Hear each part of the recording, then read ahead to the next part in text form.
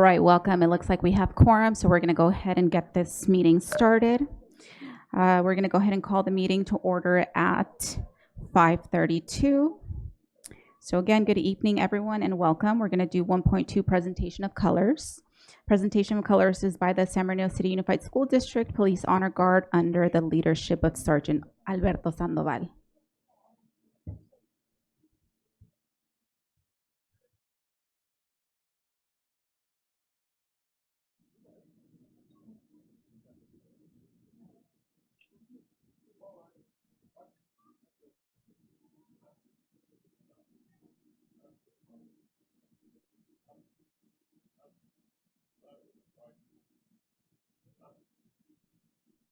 Mark time. Mark. Up. Up. Right. Go yard. Hold. Left turn. Mark. Breathe in. Goes. All right, and leading us in the pledge is going to be Cajon High School student senior Cesar Miranda, Miss Sierra Richards, and Miss Sofia Llanos. Thank you. Audience, please rise for the Pledge of Allegiance. Put your right hand over your heart. Ready, begin. I pledge allegiance to the flag of the United States of America and to the republic for which it stands, one nation, under God, indivisible, with liberty and justice for all. Please be seated. Carry. Goes. Right turn. March. Forward. March. Up. Up.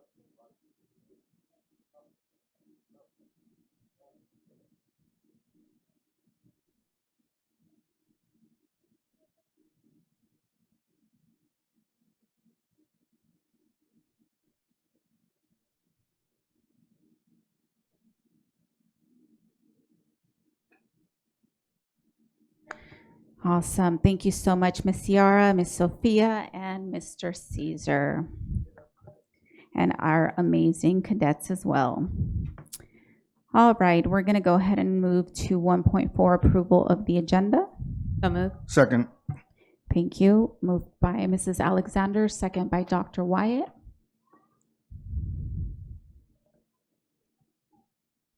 Vote, please, Mr. Barrios, Aye. Ms. Hernandez Garcia, Aye. and Mr. Jones.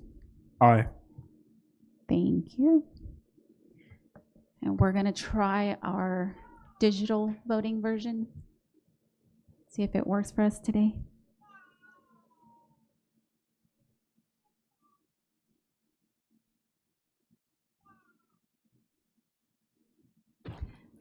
No, it's not working right now. Thank you. Okay, that's okay. So we'll do roll call. Mr. Santos? Aye. Dr. Wyatt? Aye. Mrs. Aviles Grande?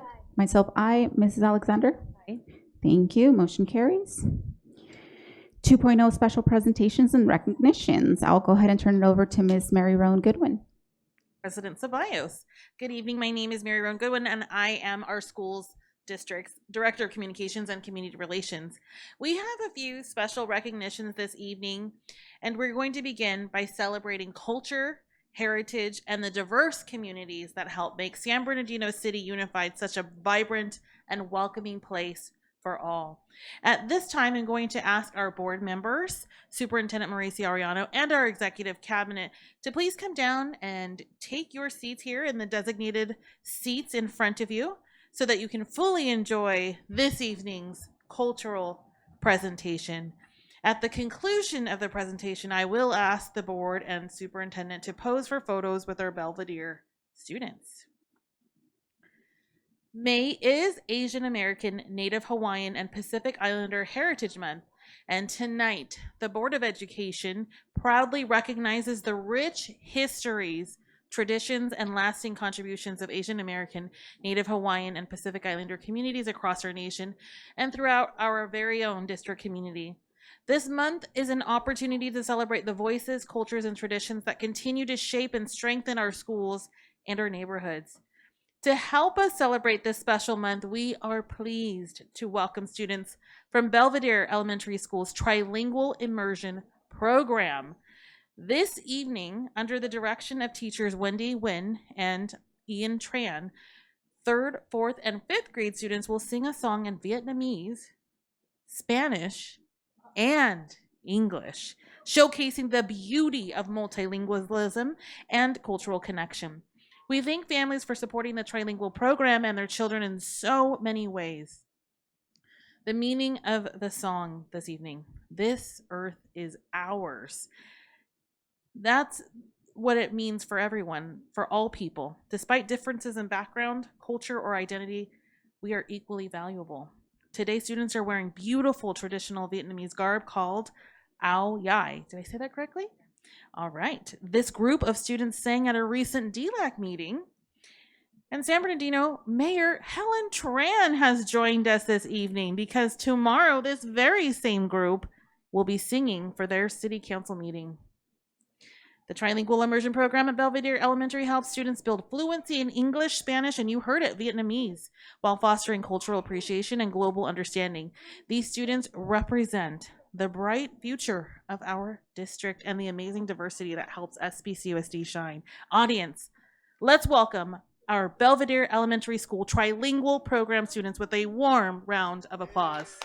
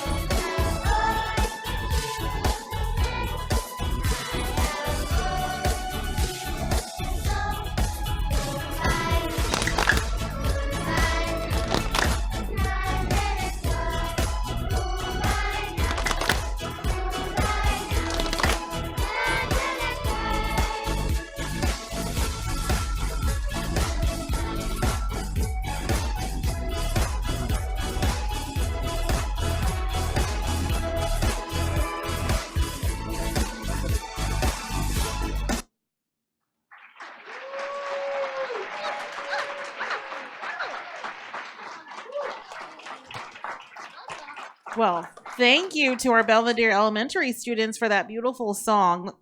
Now I'd like to invite our board members and Superintendent Ariano and our mayor to join us for this photo opportunity. Joining them will also be school principal Sylvette Delano. If our teachers are here, we'd love for them to be present in this photo as well. Great job, Belvedere.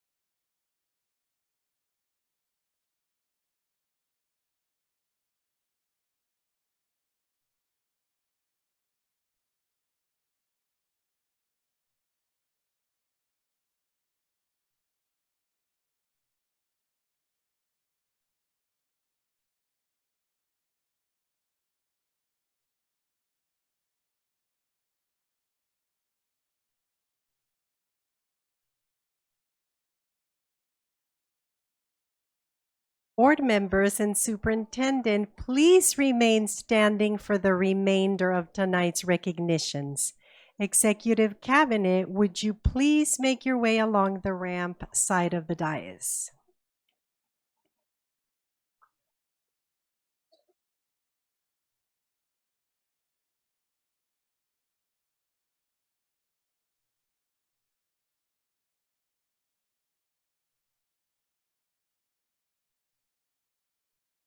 Good evening. I'm Maria Garcia, Communications Manager. The Board of Education is proud to recognize community partners whose collaboration and support continue to create meaningful opportunities for our students and families. Today, we are honored to recognize San Bernardino Valley College and President Dr. Gilbert J. Contreras and Dean of Student Equity and Success, Maria del Carmen Rodriguez, for their continued partnership with San Bernardino City Unified.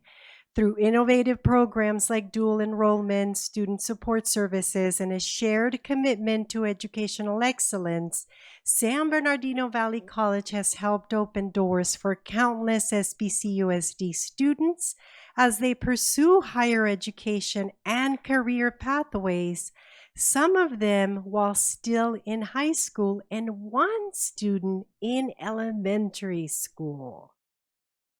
At this time, I'd like to invite President Dr. Gilbert Contreras and Dean Maria del Carmen Rodriguez to please come forward to the podium to give remarks.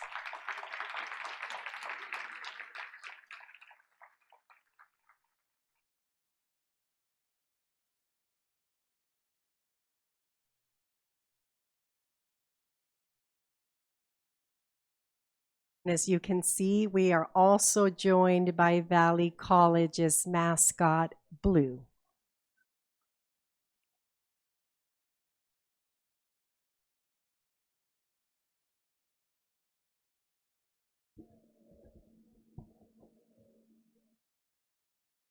Wow, first I just want to say thank you and congratulations to the students from Belvedere School. That was absolutely beautiful celebration of culture and community. So I'm honored to be part of that. Superintendent Ariano and members of the board, I can't tell you how much this recognition means to Valley College. And I'm accepting it on behalf of the entire college. Our guiding principle is advancing community. And to receive recognition from one of our biggest partners and champions in the community for education is just so meaningful for me and so meaningful for everyone who works at Valley College. So first and foremost, I really want to acknowledge and thank our Chancellor, Diana Z. Rodriguez. It's her vision, it's her leadership that's really being put into action, and we're able to elevate it to the next level, and it helps having partners like all of you, as well as our Board of Trustees. Also want to acknowledge Dean Carmen Rodriguez, who's with me. She's the Dean of Enrollment Services and Equity, and a lot of those partnerships and programs, whether it's a backpack giveaway or outreach or senior day, it's her teams leading those efforts that makes this partnership so special. So please, acknowledgement for Dean Carmen Rodriguez. And just want to share a little bit of detail about how special that relationship is. This past Saturday, we had our centennial commencement, celebrating 100 years, and ended with the drone show. Absolutely beautiful celebration of community. Among the graduates were nearly 50 students who are getting their associate's degree for transfer from Middle College High School. That's absolutely outstanding. And there also are designated official cheer squad coming from Middle College High School, which is really happy for us to be part of that. You all know the national attention. We got together with Honey Cooper as part of dual enrollment, brought a lot of attention to what we're doing. We recently got over $1 million grant together from the Gates Foundation for AI pathways for dual enrollment with Arroyo Valley, San Andreas, and Pacific High School. So for me, it's so important because San Bernardino really is a city of education. You can come from preschool to a doctorate in San Bernardino, and our partnership is transforming our communities and bringing light and prioritizing education when it's needed most. So I just want to say thank you, such a heartfelt award on behalf of the entire college, and we really appreciate this collaboration.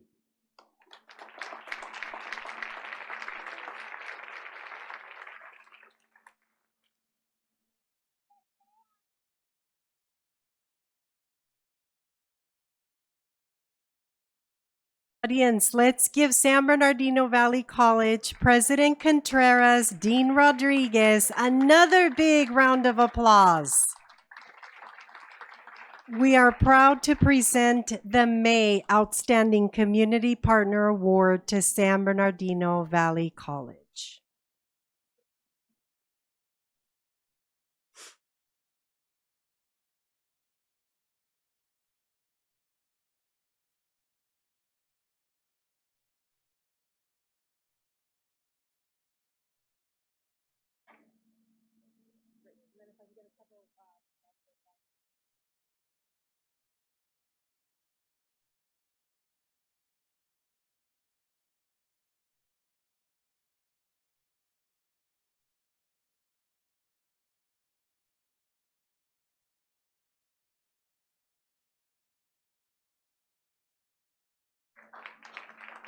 Congratulations again to our May Outstanding Community Partner. This evening, the Board of Education is also proud to recognize outstanding students, families, volunteers, and staff from Belvedere Elementary School, Warm Springs Elementary School, Arrowview Middle School, and Cajon High School. Tonight's honorees represent excellence in many forms. Our students are being recognized for their achievement, leadership, and perseverance. Parents, guardians, and volunteers are being celebrated for their involvement and support. And our certificated and classified staff are being honored for the care, dedication, and professionalism they bring to their work every single day. All honorees will receive a certificate of appreciation from the Board of Education. Student and parent award recipients will also receive complimentary tickets for their family to attend the San Bernardino Symphony. And student honorees will receive a district bumper sticker and commemorative yard sign. Student honorees, please don't forget to grab your bumper sticker and commemorative yard sign on your way out. Audience, these presentations are going to take about 20 minutes. As a courtesy to all honorees, we kindly ask that you please return to your seats after photos are completed. When your name is called, please come forward with your immediate family using the ramp. You'll be greeted by Superintendent Mauricio Arellano and members of the Board of Education and your principal. We're going to begin tonight's recognition with Belvedere Elementary School. Would Principal Sylvette Del Llano please join us?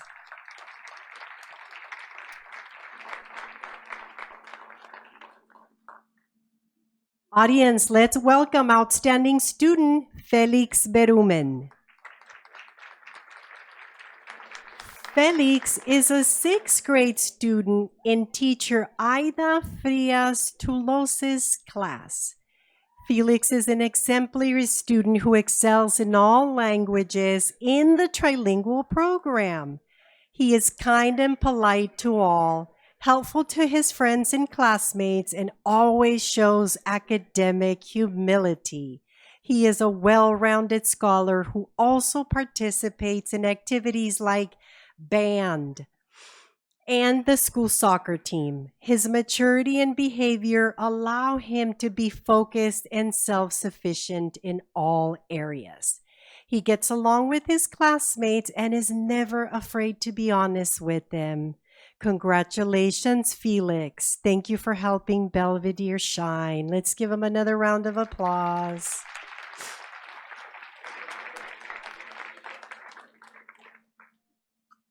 Now we're going to recognize 6th grader Samantha Zermeno. Let's give her a round of applause. Samantha is an excellent student and a pure joy to have in class, according to her teacher, Serena Saraceres. Samantha strives to do the absolute best she can on all of her assignments. If she's not satisfied with a particular grade on an assignment, Samantha will immediately correct any errors. She is inquisitive and not afraid to ask for help or clarification. She shares her love of learning with others and is always willing to help her fellow classmates. Congratulations, Samantha. You are a great role model and a great example of what a Belvedere bear should be.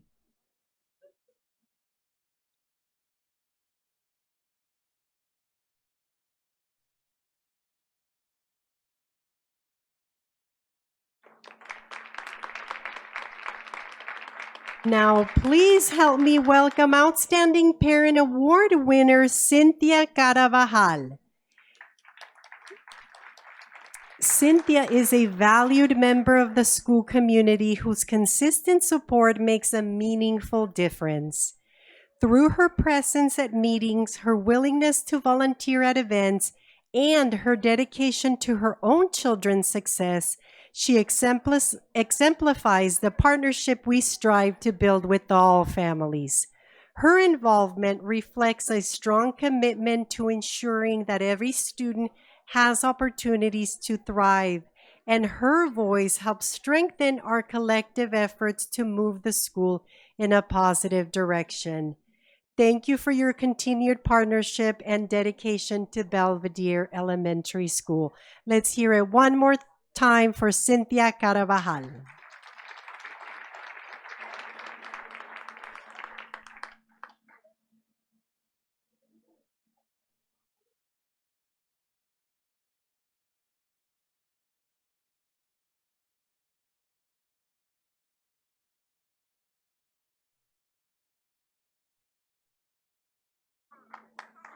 Now it's time to honor Outstanding Classified Employee, Educational Assistant 3, Lisette Arroyo.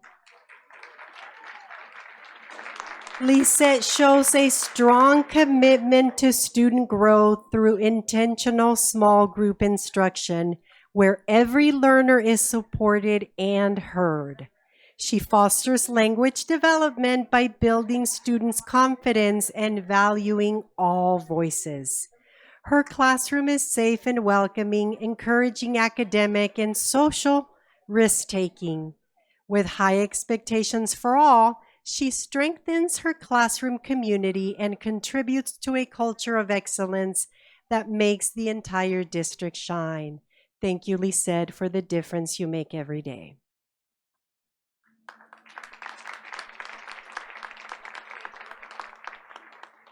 Our final Belvedere honoree is third grade trilingual teacher Fernando Garcia.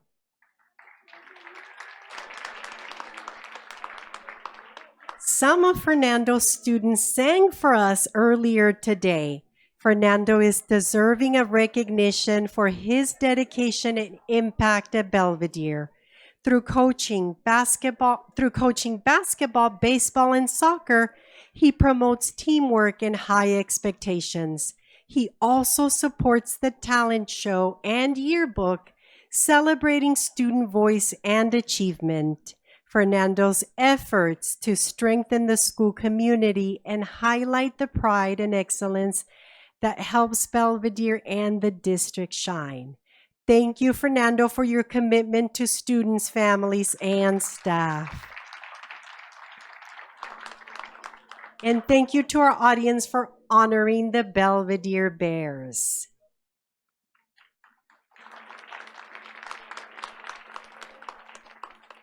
Next, we are proud to welcome Warm Springs Elementary School. Would Principal Natalie Morales join us at the front? Audience, please help me welcome outstanding student America Garcia. America is a fifth grader in teacher Andrew Deddick's class. America has not only achieved excellence in the classroom, but she has also demonstrated profound kindness and leadership within the school community. By earning the Outstanding Student Award for both academics and citizenship, America reminds us that true success is measured by both a dedicated mind and a compassionate heart. We are immensely proud to celebrate such a brilliant young leader who shines as brightly as the example she sets for all of us. America, we are so proud of all of your accomplishments.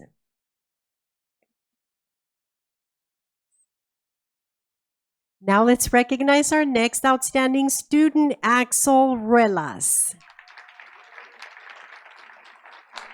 Axel can be proud of how hard he has worked in Ruth Calderon's class this year. He is an exceptional student who combines strong learning skills with a wonderful personality. His positive attitude and kind heart make him a joy to have in class. Axel has shown remarkable growth in all subject areas, and he has become a confident, capable learner. His ability to work well with others, solve problems creatively, and maintain a positive attitude demonstrates great maturity for a second grade student. Keep up the excellent work, Axel. You are ready for all the exciting learning adventures that lie ahead. Let's give him a big round of applause.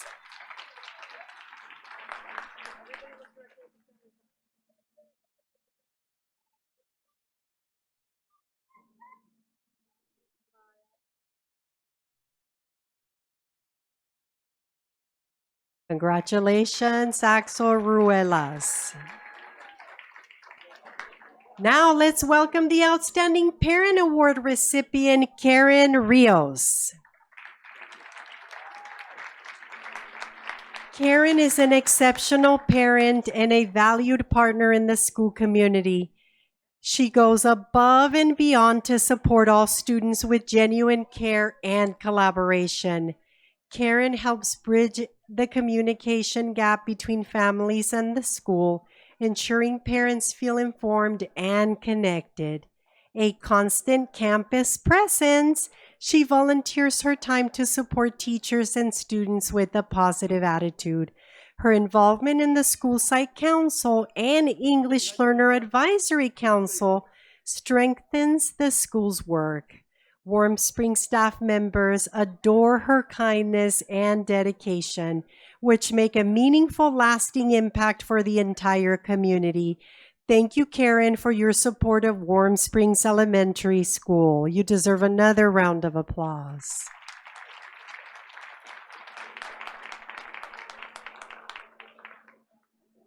And now, would Virginia Gandarilla please come forward? Virginia's work as attendance verifier is more than compliance. It is true connection. She understands that behind every number is a student, a story, and a family. She is constantly thinking about how to create meaningful experiences for our scholars, ensuring that they feel seen, supported, and valued. Without a shadow of a doubt, Virginia embodies what it truly means to shine. She is not only essential to the work we do, she elevates it. Warm Springs is stronger, better, and brighter because of her. Thank you, Virginia, for helping Warm Springs students and families feel supported every day. Let's give her another round of applause.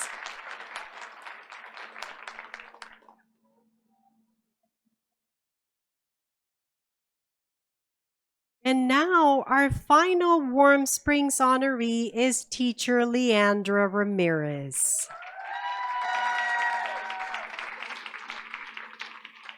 Leandra is a true dolphin shining star whose impact extends beyond her classroom. She leads with intention, precision, and joy, uplifting those around her.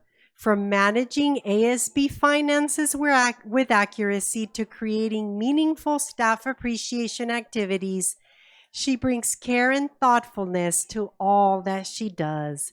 Leandra sets a high standard that inspires rather than intimidates, modeling excellence with grace. She encourages growth in others through a genuine belief in their potential, fostering a culture of connection and possibility. Thank you, Leandra, for your dedication and your service to the Warm Springs community.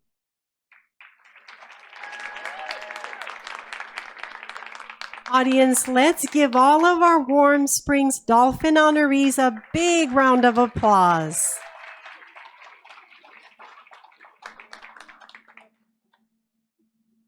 Now, please help me welcome Airview Middle School and Principal Berenice Rios. And I see that Principal Rios has some of her administrative team with her. Let's begin by recognizing outstanding student Genesis Ocampo.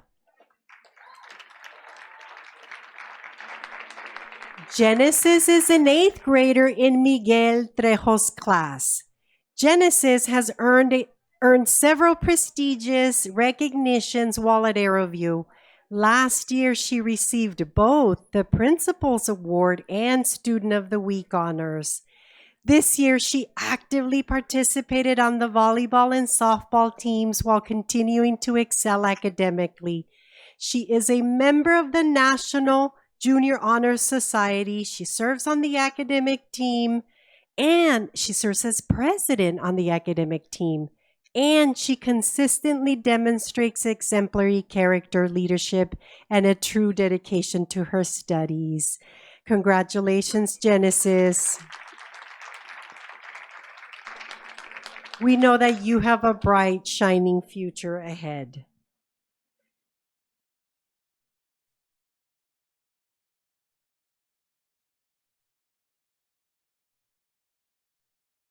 Our next outstanding student is an 8th grader, and she is Catherine Pelayo. Catherine is in teacher Yesenia Casillas' class. She has maintained academic excellence in all her classes this year. She is involved in various extracurricular activities, including being a member of the cheer team. She won the Avid Write-Off this year and is also a member of the Student Leadership Advisory Council. She volunteers her time by leading lunchtime and after-school events that support the school's climate and culture. In addition, Catherine is also a member of the prestigious National Junior Honor Society. Thank you, Catherine, for representing Airview Middle School with pride and positivity.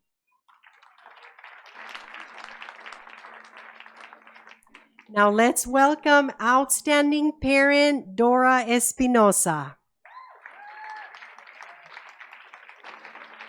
Dora is an outstanding parent leader whose dedication to Airview is inspiring. As president of the School Site Council and English Learner Advisory Council, Dora advocates for students and families by attending district meetings, sharing important information, and serving on various district level committees. By balancing these contributions while caring for her own children, Dora exemplifies leadership, compassion, and service. Thank you, Dora, for the countless ways you support students, staff, and the school community. Let's give her a round of applause.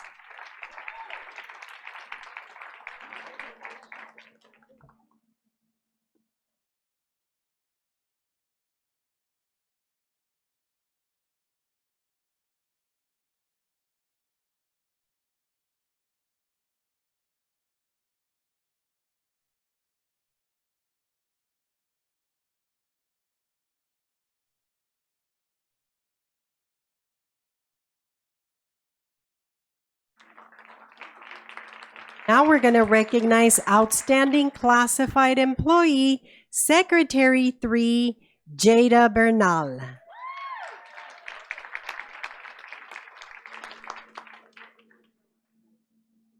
Jada's exceptional work ethic and dedication are the backbone of Airview's success. She ensures that the school runs smoothly, supporting teachers, families, and students alike. Her ability to build meaningful relationships with students, respond promptly to parents, and ensure that staff have what they need makes her an irreplaceable mentor and leader. She truly makes the entire school shine. Thank you for your unwavering work ethic and positive passion.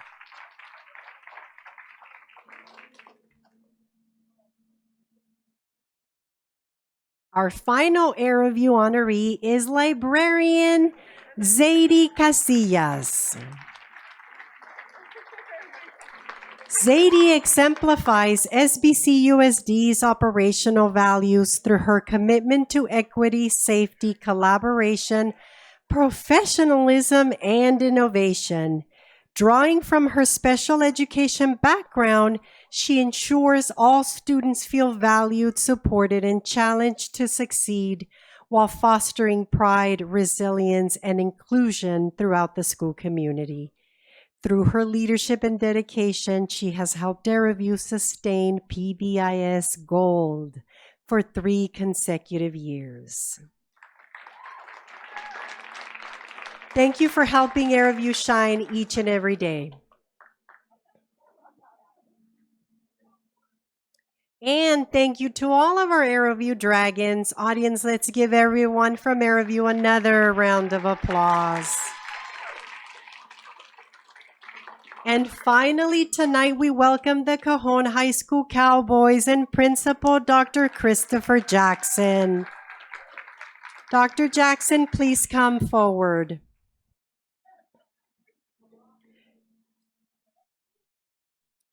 Our outstanding student from Cajon is senior McKaylee Poot. In the classroom, McKaylee has maintained an impressive 4.6 GPA. She's maintained a 4.6 GPA while fully immersed in one of the most rigorous. McKaylee participates in the rigorous international baccalaureate courses that Cajon offers. Her commitment to learning is matched by her discipline, focus, and quiet determination to continually keep pushing herself to higher levels. All that while McKaylee also serves as a hostess on weekends at a very popular breakfast spot. In that environment, McKaylee carries herself with grace and kindness, the kind that embodies Cajon build world ready. Thank you, McKaylee, for the leadership you demonstrate every day. And now we're going to welcome Outstanding Parent Award winner, Wonder Pointer. Wonder is president of Cajon High School's African American Parent Advisory Committee. She has strengthened community connections, led the Black Excellence Gala, and expanded outreach for our students and families. From leading morning marches at Hillside Elementary to uplifting all of our cowboys, she shows up with purpose and positivity. We are so proud to recognize Wonder, and we are stronger because of her.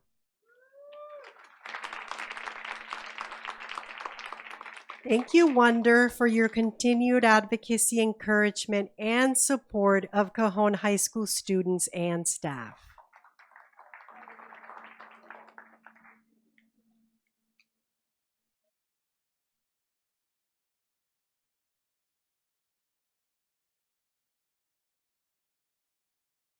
Now, please help me welcome Outstanding Classified Employee Secretary 3, Leticia Hernandez.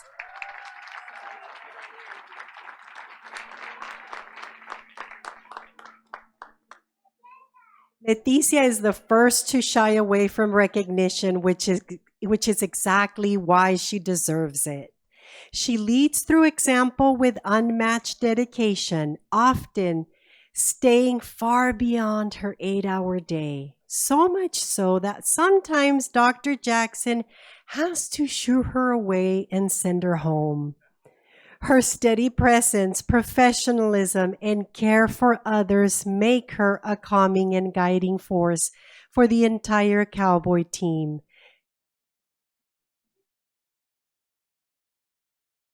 We'll take care of the lights right away. Leticia, we are deeply grateful for your unwavering commitment to students and staff. Leticia, thank you for all you do for Cajon High School.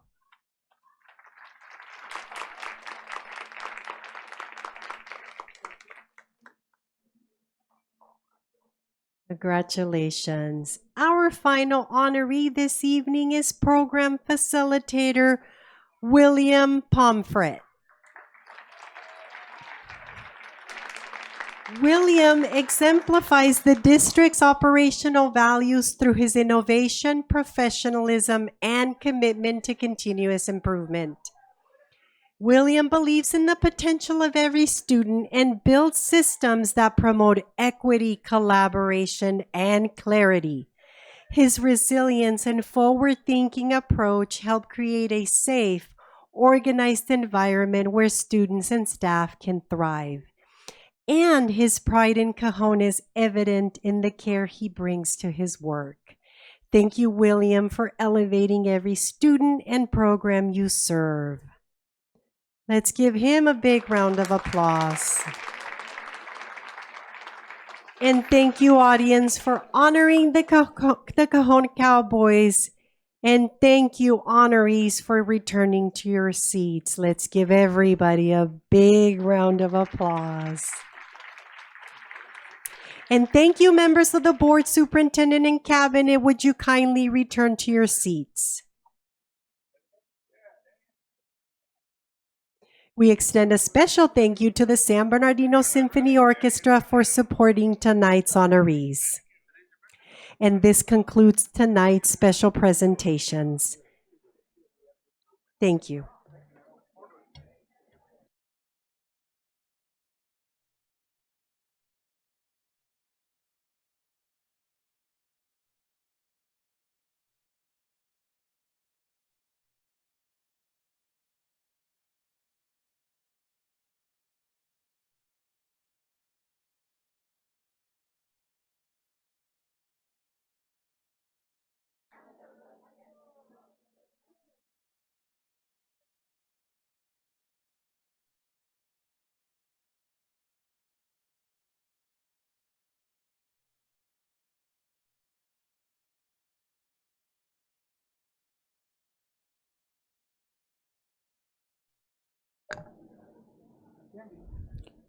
Congratulations. Congratulations to all of our recipients, honorees, schools.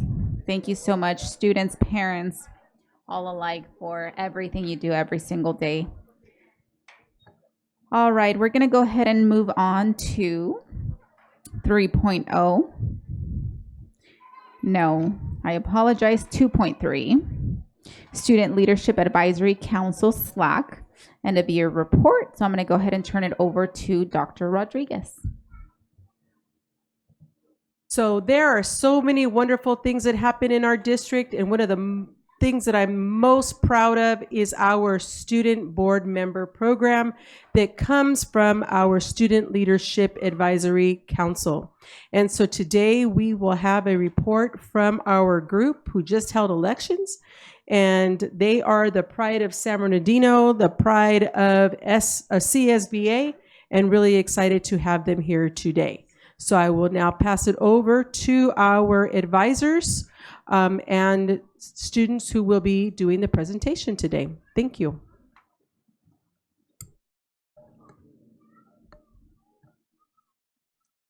Thank you, Dr. Rodriguez, and welcome.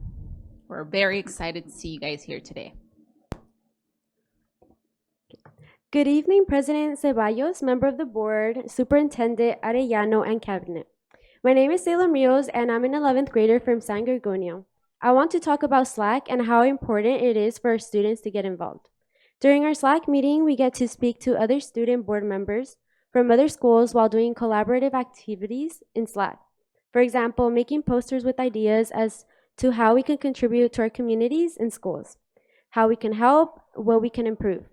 The student board members are presented in the beginning of our SLAC meetings and strongly encourage us to apply throughout the year. SLAC serves as a pipeline allowing people like myself that just became a student board member to apply and become one. For example, the student board member at my school, Ivron Jones, at the beginning of the year told me his interest in political science. But the second to last SLAC meeting, I asked him again what he was going to do after he graduated. And he told me political science, but becoming a student board member gave him many opportunities helping kids and going to their schools to explain the importance of becoming a student board member.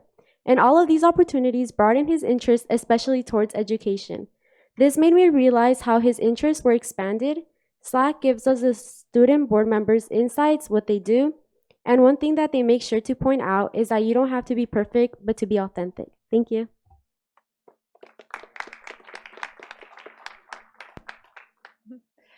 Good evening, President Ceballos, members of the board, Superintendent Arellano, and Cabinet. My name is Alicia Rourke, and I am a sophomore at Middle College High School. And building off of what Salem just mentioned, students from the schools in our district are able to explore who they are as leaders through the Student Leadership Advisory Council, but specifically through the opportunities that are offered through this program.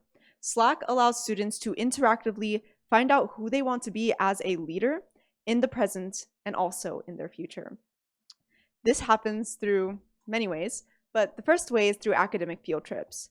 I personally went on a field trip to Pepperdine University, and I'm now considering applying, especially because it was very gorgeous right by the beach.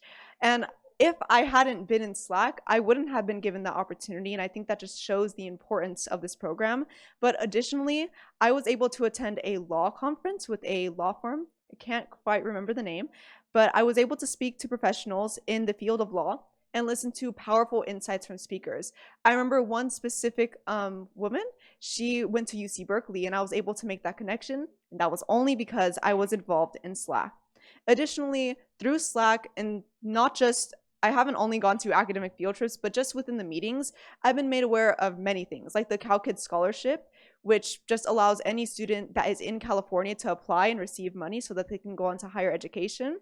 I did not know of that before, but now I do. I was also made aware just recently within our past meeting, our past SLAC meeting, during the presentation of the pathways for each and every school, that there was an olive branch that was set up. And I did not know what that was, but I was explained of what that was, and now I have the opportunity to volunteer. In fact, they gave me their business card. So ultimately, what I'm trying to say with this is that SLAC mostly shares inside knowledge that I really don't think should be considered inside knowledge.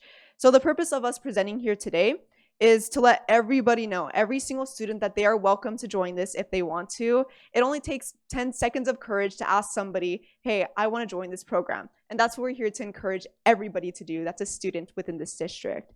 Our ultimate goal though, is to get students who can share back with their school sites the information that they learn at SLAC meetings.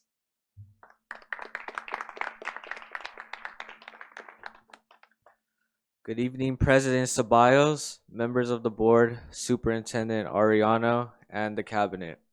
My name is Isaiah Torres, and I am a senior at San Gorgonio High School. Unlike Alicia and Salem, I have only been in SLAC for my senior year and can confidently say I've learned more about our district and leadership in this 1 year than my previous 3 years. Being in SLAC has provided me with leadership and social skills that I've been able to use in my other clubs and activities, such as Students for Change, basketball, and Interact Club. Furthermore, these leadership and social skills have made me more prepared for the college environment that I will experience next year when I attend USC. I definitely wish I knew about SLAC my previous 3 years of high school, and likely would have ran for the student board member position had I been in SLAC and knew about the opportunities. Thanks to Cajon High School's Film Society, we have a video we would like to share with you that gives further insight into the SLAC experience.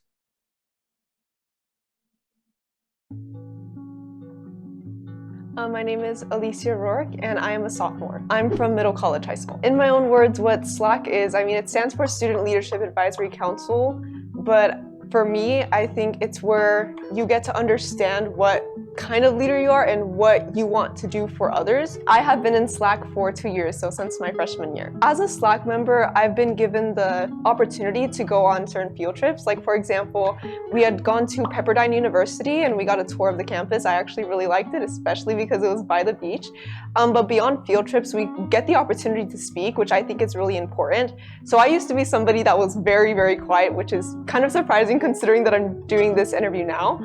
But being in SLAC gave me the opportunity to speak my opinions in rooms with tons of people. In fact, today I'm going to be giving a speech so that I can run to be a student board member, and I don't think I would have that opportunity if I didn't join SLAC. Because I'm in SLAC, I think an interesting experience was getting to talk to people and just meeting a ton of different personalities, especially when it comes to the current student board members. So the current student board member for our school, Middle College High School, is Brisa Hernandez. And because I got to know her, I also got to know the other student board members, and they all have very diverse personalities. And I thought it was interesting just to meet them and just talk to new faces compared to my very, very small school, about 200 people. Out of the program, the skills that I hope to get, that's a hard one. I think I just want to become better at speaking socially instead of just speaking in front of people. So I've done speech and debate for 4 years of my life in my educational journey. So I'm used to giving speeches in front of people and kind of talking at people, but not talking to people in a social manner and meeting people that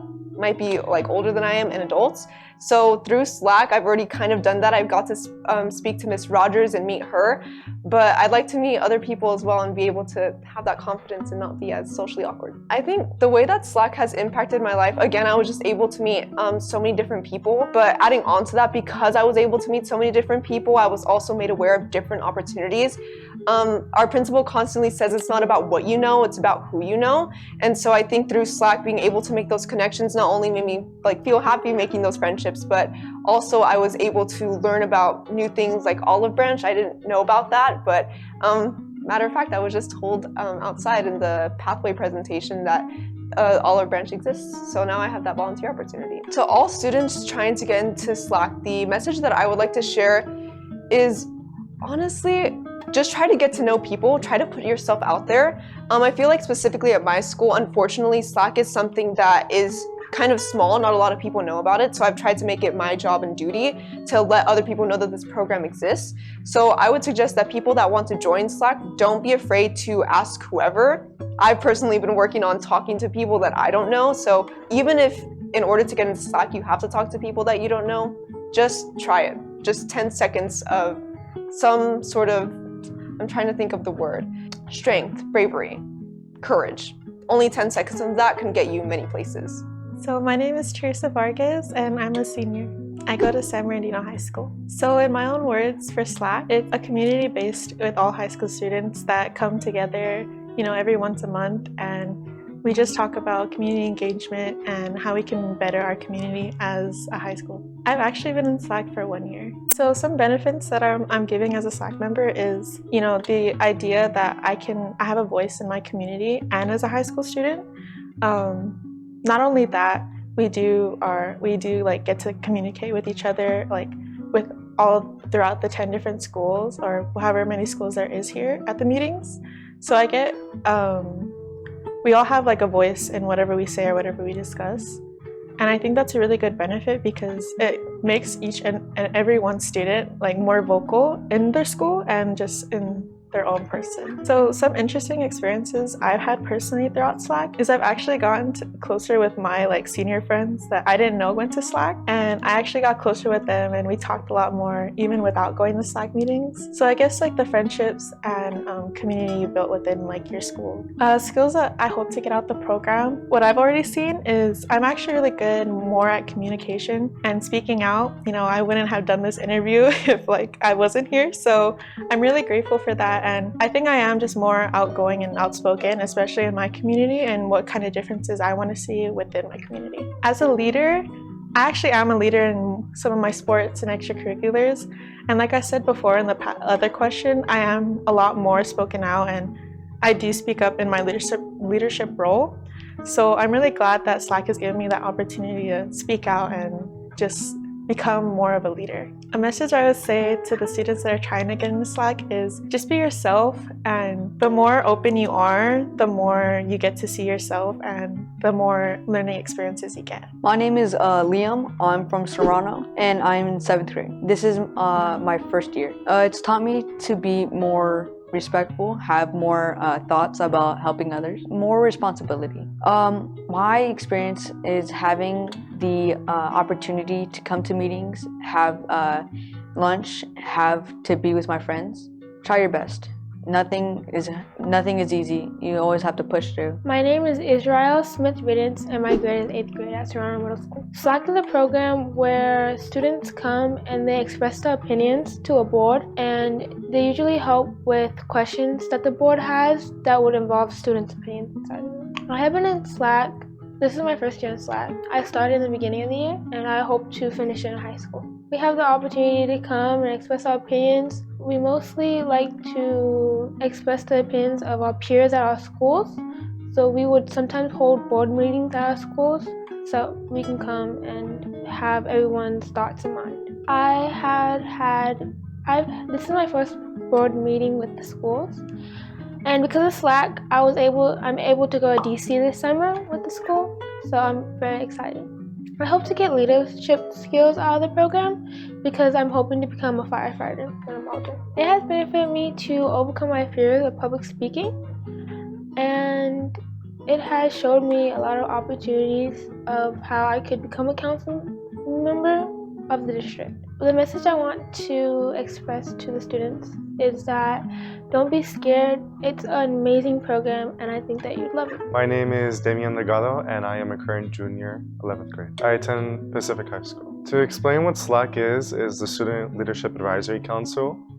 It's a representation of each high school within the San Bernardino district, where students come together and speak upon issues that they have going on in their school, such as concerns regarding maybe bathroom policies, or maybe about the menu at lunch, or maybe even something as focused on their education, such as opening up classes, such as AP African American Studies. I've been in SLAC since my freshman year, so about 3 years now. The different kinds of opportunities that you do get as a SLAC member is offerings to attend different kinds of field trips, such as Government Day, which we do get to watch a proper procedure of one of the meetings that happen within our council, within the board meetings.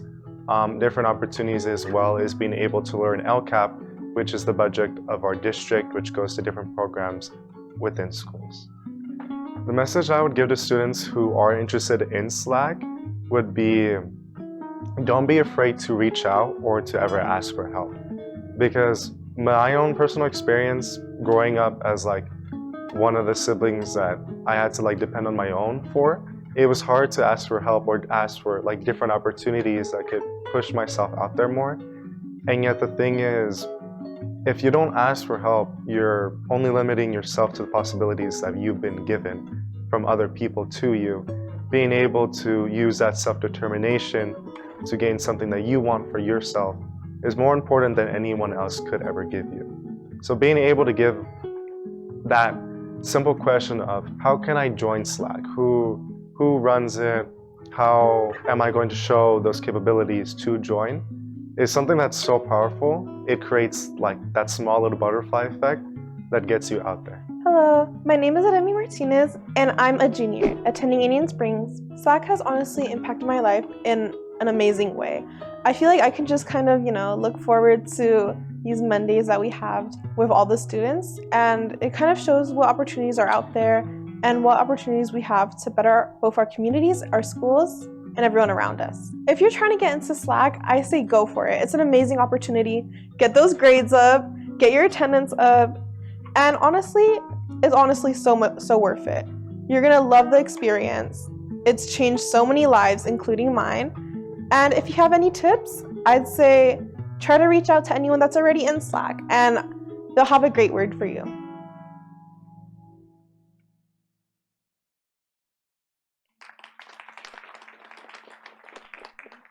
What a beautiful video. Another thanks to the Cajon Film Society, because that was amazing. Just a quick other round of applause, please. All right. Okay, so in closing, we just want to say on behalf of every student that is in SLAC, we'd like to thank Ms. Aguirre for her hard work in making SLAC thrive so us students may learn what it means to be a leader. So give a round of applause for Ms. Aguirre. And one final thing, I just want to congratulate the newly elected student board members. So first we have from Zanji, what is your last name? Really quick. Rios, okay. Salem Rios is going to be the new Sanji student board member for next year. And then where is Genesis? Okay. Genesis? Okay. And I would also like to congratulate Genesis Maldonado. She is going to be the Cajon student board member for the following year. And next year, I have some very big shoes to fill. Replacing Brisa Hernandez, I will be the student board member for Middle College High School. We cannot wait to work with you all. Thank you. And just to wrap that up, what amazing kids we have in this school district. I'm so proud of them. Alicia, the young lady that was speaking, is a product even of our preschool program. So we just love all of our kids, and I do want to thank Sylvia Aguirre, the program specialist in PYD, who is the lead facilitator in our SLAC program, as well as Michelle Rogers, who is the student board member advisor. So thank you for all the work that you do. You guys bring so much pride to all of our school district. Thank you for kids, what you do. Appreciate you.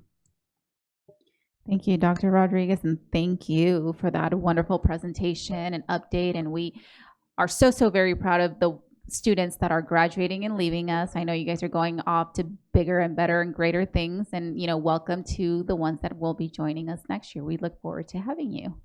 So thank you so much for coming out. All right, we're gonna go ahead and move on to 2.4, resolution in recognition of LGBTQIA+ Pride Month. And I will go ahead and ask if Mr. Barrios, you're back up here. I had to check. If you can go ahead and read that for us, please. Oh, do we have a? Yes, we do. Whereas every student, regardless of their gender identity, gender expression, sexual orientation, or biological sex characteristics, deserve to receive a well-rounded education that meets all their academic, social, and emotional needs. And whereas LGBTQIA+ youth are more likely to experience mental health issues, to drop out of school and attempt suicide than their non-LGBTQIA+ peers. And whereas policies and programs that promote education and awareness of LGBTQIA+ issues can reduce incidents of harassment and bullying and create an environment where every student can feel comfortable embracing and expressing their sexual orientation and gender identity. And whereas LGBTQIA+ Pride Month is celebrated in June to honor the 1969 Stonewall Uprising in Manhattan, which was a tipping point for the gay liberation movement in the United States and was originally intended to recognize the impact that lesbian, gay, bisexual, and transgender individuals had on history. And whereas the San Bernardino Unified School District is committed to creating a welcoming and safe school environment for our LGBTQIA+ students, staff, and family, and to making our school community welcoming and safe for all. Therefore, be it resolved, the Board of Education of San Bernardino City Unified School District joins others around the state and nation in recognizing June 2026 as Pride Month, and be it further resolved, the Board of Education urges all students, staff, community members to respect and honor our diverse community and to build a culture of inclusivity and equity all year long. Second. Thank you. Moved by Mr. Tillman, second by Mrs. Alexander, and we're going to go ahead and vote. I'll start at the far end. Mr. Jones? Aye. Ms. Hernandez Garcia? Aye. Mr. Barrios? Aye. Mr. Santos? Dr. Wyatt? Ms. Aviles Grande? Myself, aye. Mr. Tillman? And Mrs. Alexander? Aye. Motion carries. 2.5, resolution in recognition of Juneteenth Day. And if I can have Ms. Hernandez Garcia read that for us, please.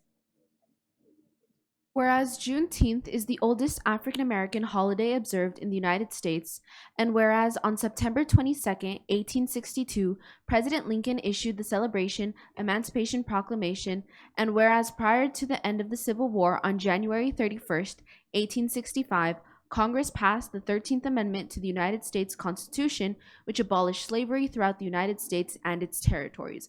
And whereas June 19, 1865, is considered the date when the last slaves in America were freed, almost 2.5 years after President Lincoln issued the Emancipation Proclamation.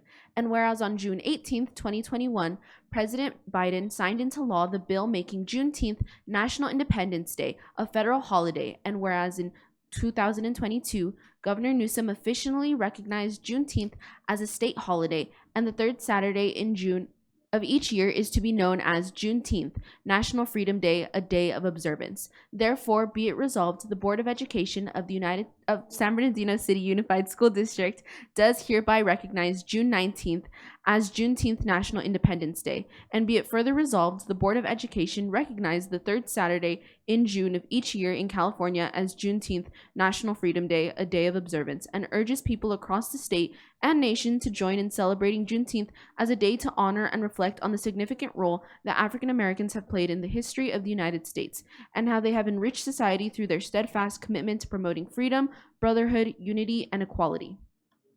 Second. Thank you. Moved by Mr. Tillman, second by Mrs. Alexander. Vote, please. Mr. Jones?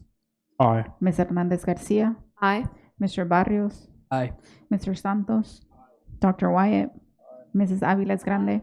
Myself, aye. Mr. Tillman? Mrs. Alexander? Aye.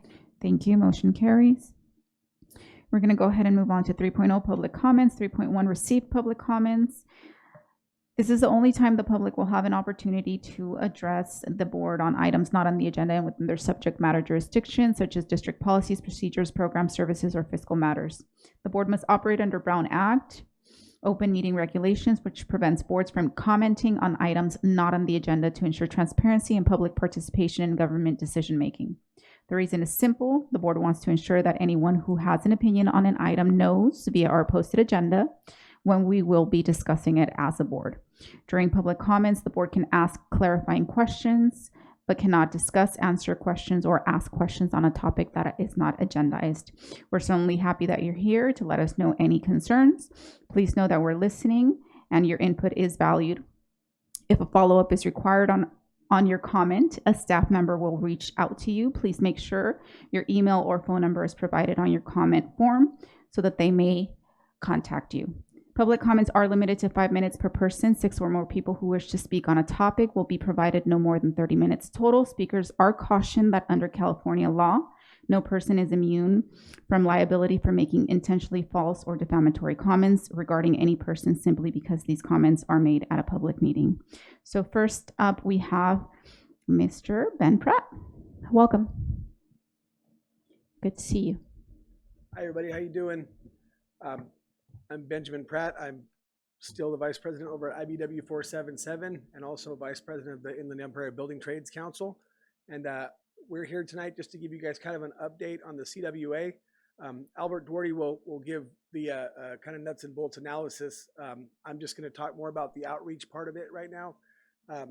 Currently, the building trades have been attending every career event that the district has brought to us, whether it be Pacific High School, Arroyo. We have one on Friday at Cajon, and we're all signed up for the back to school extravaganza later on this year. I personally was able to go to San Bernardino High School and meet with a teacher named Ms. Crawford, and she had some students there that were from some underprivileged communities that she felt like would be perfect for our program. And so I was happy to sit with them and kind of provide them with the ins and outs of what our apprenticeship looks like and a path going forward for them upon graduation. I also shared with President Ceballos our IBEW specific pre-apprenticeship graduation next week at Indian Springs High School. Any of you guys that can attend, man, we would greatly appreciate it. We're super proud of our program, and this is our 5th cohort, I believe. And we're really happy for the kids. What this does is it circumvents a process that can take about 6 months to a year from the time that they apply, have placement to their interview. So this gives them a direct interview and gets them right in, which is going to narrow that gap from graduation to employment for them, which we think is crucial. That's where we lose a lot of our kids. So we're very excited for that graduation. I would like to say that there is work to be done there. Our cohorts are always upwards of 20 students, and the follow-through isn't there right now. We're getting way less than 50% of those kids coming to apply. I think it's actually been more around 20%. So I'm not sure. We're going to reach out to counselors and the teachers that assist us on campus and see what we can do to kind of help complete that guidance to get them there. And also, just on a personal note, I would just like to say that because of the courageous action that this board took in February of 2025, this CWA is actually of service to this community now.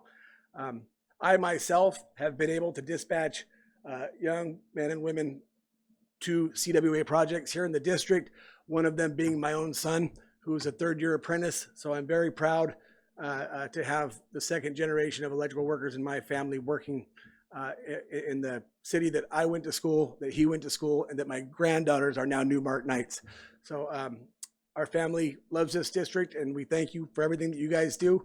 And I'm a phone call away. If you feel like we're falling short, you let me know, and we'll fix it. I guarantee it. Thanks so much for your time. I appreciate it. Thank you so much for coming out. It's always a pleasure to see you. Up next, we have Mr. Albert Duarte.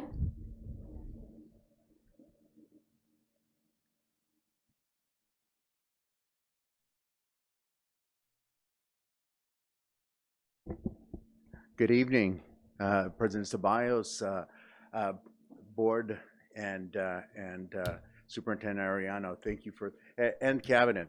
Thank you for your time. Again, my name is Albert Duarte, and I'm the business manager and executive director of the Riverside San Bernardino Building Trades. And as Ben was telling you, we are excited. We are honored to speak here, and really, it's a pleasure to see the community and see what San Bernardino City USD is doing, seeing the kids and how articulate they are, and the relationship that you guys are building with them, and it kind of gives us hope of how to sharpen our own programs and how to grow within the community. And with the community workforce agreement, I came into the Ironworkers in 1989, and my kids are annoyed with me because every project I've been part of, I point out to them that that I helped build that thing, right? But now within this community, I'm looking at the kids that we're helping build and the folks that we're building relationships with. So it's kind of a different dynamic that we're working with now. That's exciting as being the business manager here with building trades and looking at the CTE programs that we're building within IBEW. How proud I am of Ben and what he's doing. He's kind of always been that pusher to me to be more active within the community. But we've been, you know, we've kind of got an isolated picture of what we're building. We've have 57 workers that we have on one project. We've got 3,738 hours that we have been on Indian Springs. The system broke down, so I don't have a picture of the other two projects. We have a Royal Valley High School that we're working on.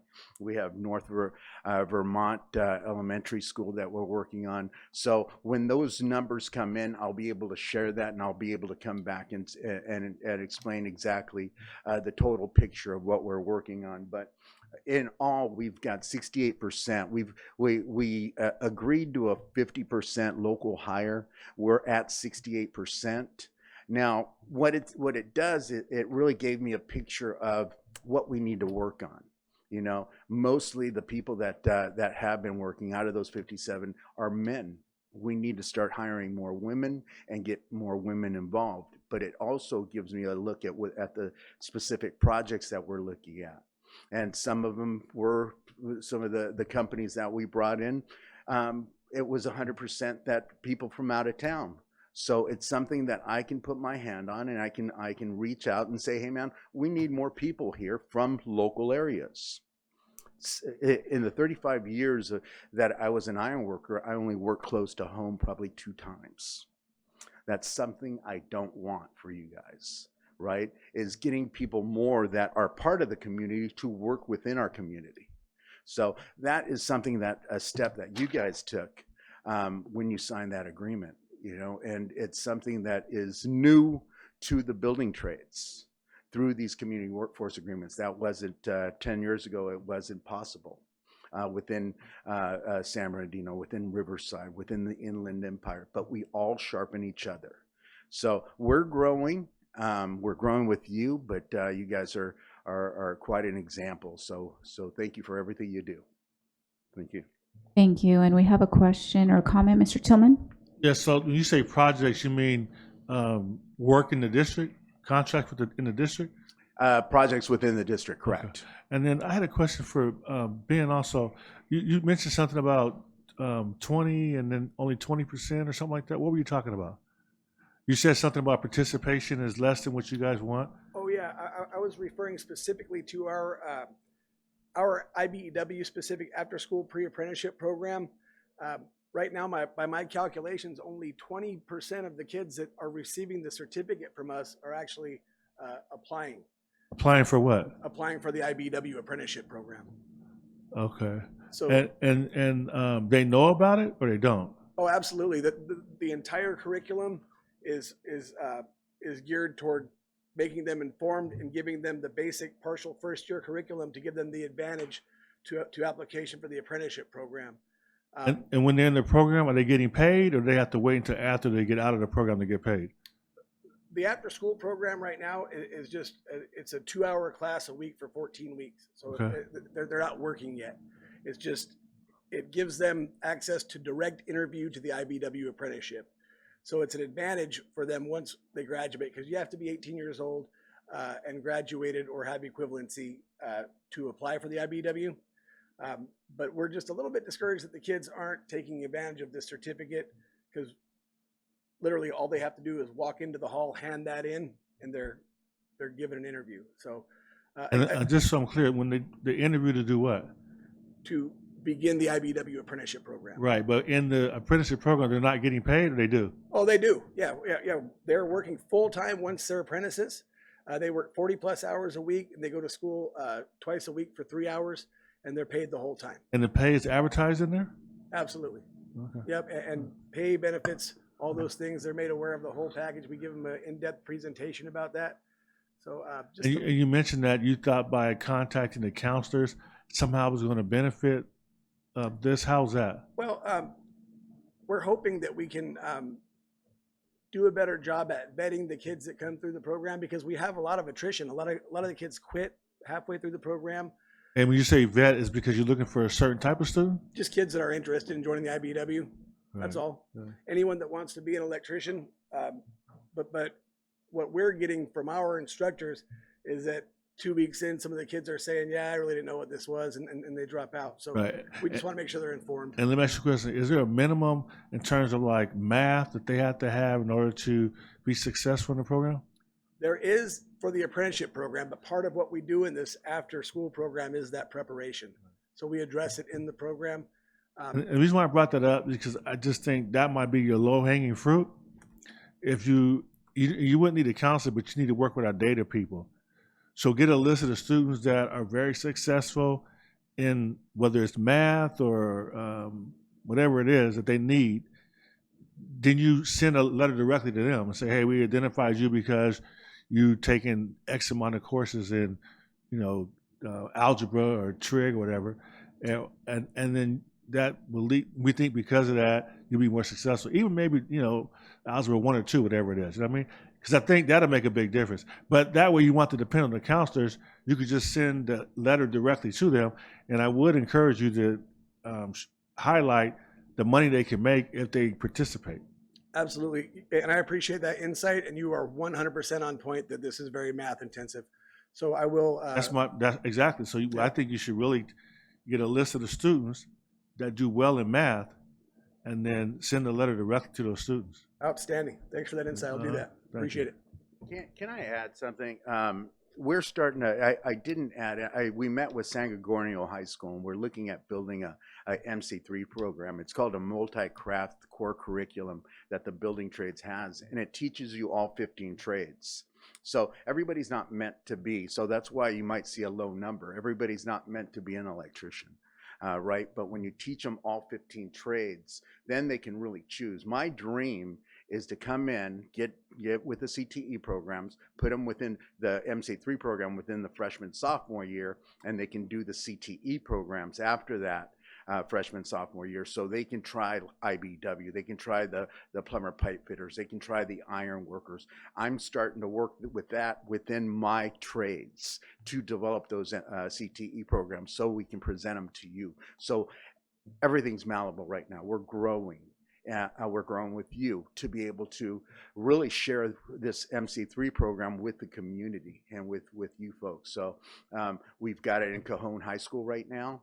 We had it with Royal Valley, but the teacher retired.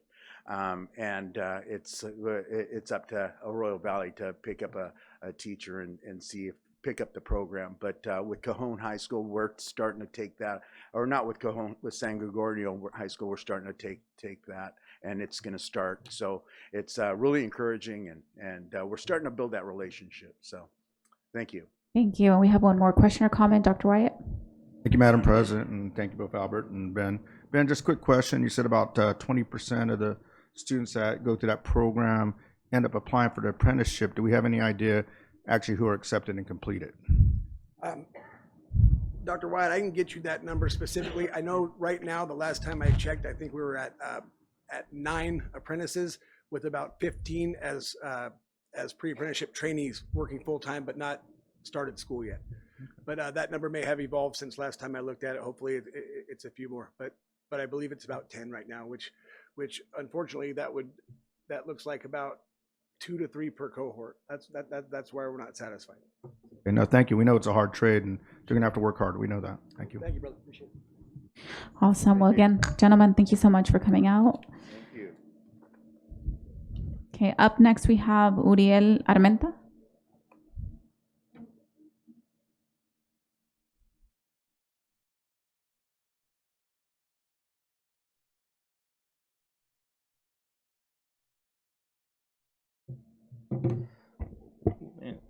Good evening, guys. My name is Uriel Armenta. I have a couple of incidents that happened here in our district that I'm very scared of for my children, for their safety, for other people's children that are going around in this whole district in San Bernardino. I mean, I've been making a lot of phone calls this week. I know I got some appointments set up. I'm trying to climb up this ladder to try and make sure that everybody is well heard and everybody is well taken care of. So I had 2 incidents happen in this past year. Things have started progressively getting worse since November. But the biggest incident that happened was with my daughter on the 12th. On school grounds, she lost her 2 front teeth. People are saying that she committed self-harm, which is not her. That is not her. She's special needs and she's on the spectrum. But then also she got sent home on a bus instead of receiving medical care, instead of anybody calling 911, instead of anybody calling their parents to make sure that she was okay. So between 3:25 and 3:34, when she arrived at my door, she was okay for some reason. So apparently the issue of the timeline does not add up, because my daughter would not be okay between 9 minutes of crying and seeing her face bloody and 2 teeth knocked out and nobody knew what happened to her front teeth. So I do need to get answers. I know there was an investigation. I know my wife has an appointment with Miss Dr. Sandra Rodriguez, correct? That's on the 22nd. But everybody's here now. So my thing that I have to tell you guys is that both of my children had injuries requiring medical attention. May 12th, I was told at 3:25, 5 minutes before they boarded the bus, that my child committed self-harm and knocked her own teeth out, and she threw herself on the ground. They called the school health aide and said she was bleeding in her mouth, crying. The health aide then said she couldn't check her mouth due to the blood, that she just cleaned her up and put her on the bus. Didn't call an ambulance and didn't call me until the bus dropped off my daughter. The story given to me from the health aide didn't add up. Yet, I mind you, it was the health aide who called me. She wasn't a doctor. She wasn't the person in charge, just an adult. When nobody apparently, there is people that did see it, but apparently nobody came forward yet. And if it did happen 5 minutes before, when they're lining up for the bus, that parking lot is full of people.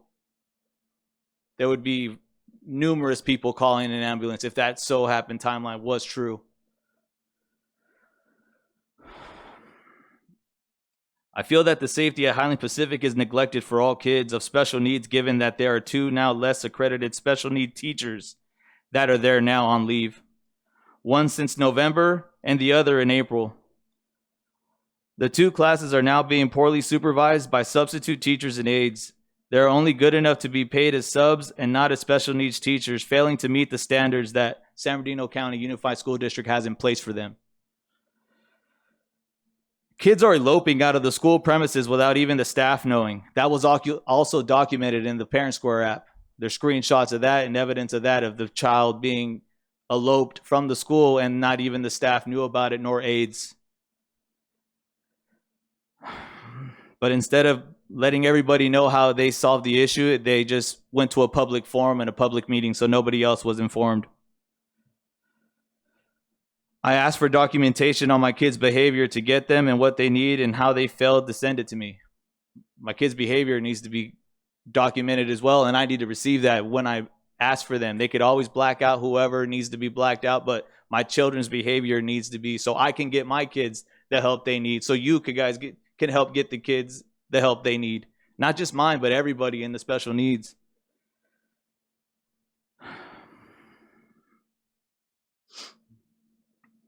I feel that since November, my child's behavior has gotten worse and their safety is at risk at the school. They have been sent home with injuries more and more, and they can't verbally express how they receive them. So, like, their special needs, it's hard for me to communicate it, but I do know, and you guys do know your own children. Like, they can't verbally express to me what's wrong, but you guys know something's wrong. No child should ever lose their teeth physically, bleed and crying and not get medical treatment. And then there shouldn't be any need for that. That's kind of inhumane. And any parent would be furious. You guys would be furious if it was your siblings. You guys would be furious if it was you. Time. I just have a brief, if the body would allow me to finish. I have met with the principal, Courtney Weber, on several occasions, as well as submitted a formal complaint to the special education director and other department personnel. I also submitted these same concerns to Superintendent Ariano. I have received no resolution, and my concerns have only been shushed away by the repeated incidents involving our children and other children in their classroom. That's all I got. I really wish that you guys would please help get answers. Please help keep our kids safe. I'm a blue-collar worker. I can't be missing school. I can't be missing work. My family comes first, and I'm here. My wife that does all the legwork, that goes ahead and makes sure she could come to all these meetings, and she's the backbone of my family, and I can't lose my wife either. Everybody knows that most families, financially, they all split apart. But the biggest thing is having a child that are on the spectrum. I have two. The last thing we need to do is worry about their safety at school, because that only allows way more problems in any situation. I'm sorry to bring this to you guys. I wish this never would have happened to my children or anybody's children, but it did. And I just wish they would get addressed, and I wish we could all come to a consensus on what we need to do to make this place, to make this school a safer school as well. I'm sorry that I'm reaching out to you like this. I'm sorry that I may look bad. I did report it to the police of the San Bernardino City Unified School District Police as well. I do have a case number. I'm going up the ladder. I did start at the school. The school, I didn't like my result. I'm coming to you guys. I'm still working my way up the ladder, and I'm still learning as well. But trying to advocate for two kids, it's not easy. So please, if you guys can help me, if everybody will help me, please, because nobody wants to be a young adult parent and getting them sent home. The last thing I want is for my children to die or for anybody's to die. Thank you. Thank you, Mr. Uriel. I have a comment or a question, Mr. Tillman. Well, thank you for coming out. You don't have to apologize for coming. This is part of the process, and you're right. We're here to ensure your kids are safe, and we take care of them. So we'll look into it and try to solve the problem. Thank you, Mr. Tillman. Thank you. Yes. Thank you. Thank you so much for coming. We will definitely be looking into it all. We'll be in touch. Thank you. Thank you. All right. Up next, we have Ms. Ruth Cook.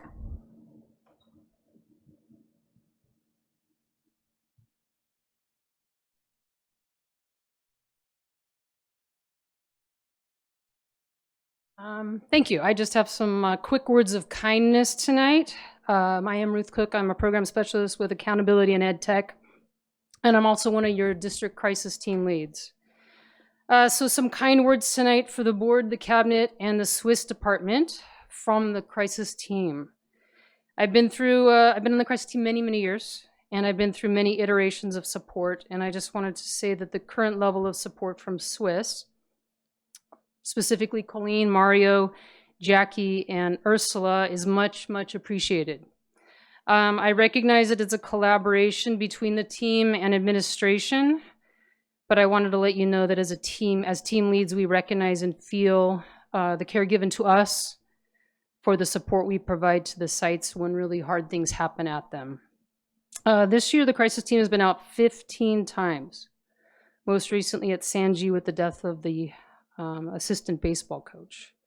It's not easy work, but it feels valuable and worthwhile, and it's important because our district's unique in a lot of ways. We have a crisis team that's from the district. We're all from different departments, and we have nurses, psychologists, counselors, and program specialists, and many from the Swiss department as well. And it's important because when we go to the schools and we talk to the students and we talk to the teachers and we talk to the administration, they know that we know them and that we know who they are because we're also one of them, and that we care, and we do care very deeply for them. So just to reiterate the appreciation for the current support we get from the Swiss department and that we feel from the cabinet and from the board, and acknowledge that we feel this intentional care. Thank you. Thank you. Thank you so much for coming out. And I believe that's all our public comments.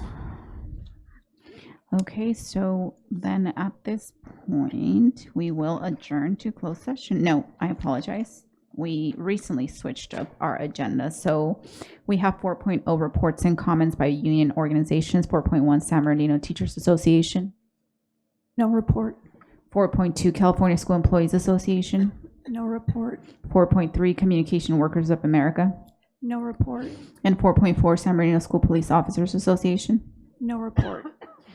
Thank you. 5.0 public hearing. 5.1 public hearing for the San Bernardino School Police Officers Association initial contract proposal, successor to the San Bernardino City Unified School District.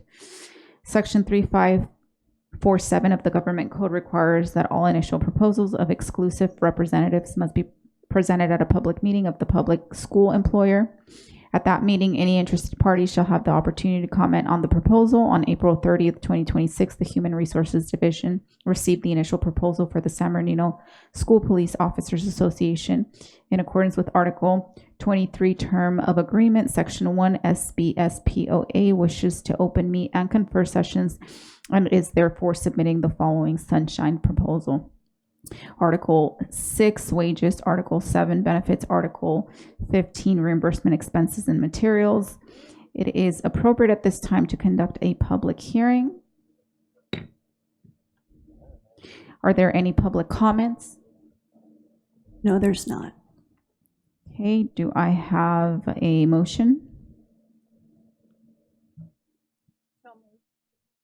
Second. Okay, be it, moved by Mrs. Aviles Grande and second by Dr. Wyatt. Do we have any discussion? Okay, vote please. And I will go ahead and, Mr. Santos? Dr. Wyatt? Aye. Mrs. Aviles Grande? Myself, aye. Mr. Tillman? Mrs. Alexander? Aye. Okay, motion carries. Be it resolved, the Board of Education has received the initial contract proposal from the San Bernardino School Police Officers Association. This public hearing is now closed.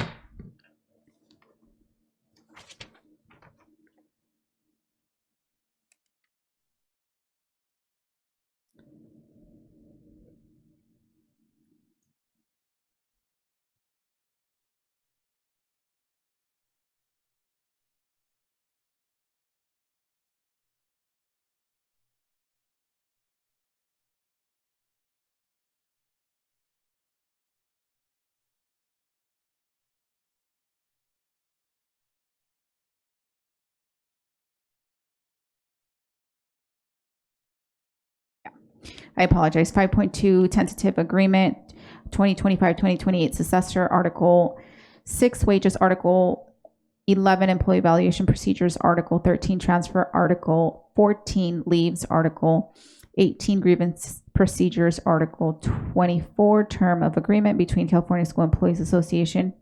It is San Bernardino Chapter 183 and San Bernardino City Unified School District.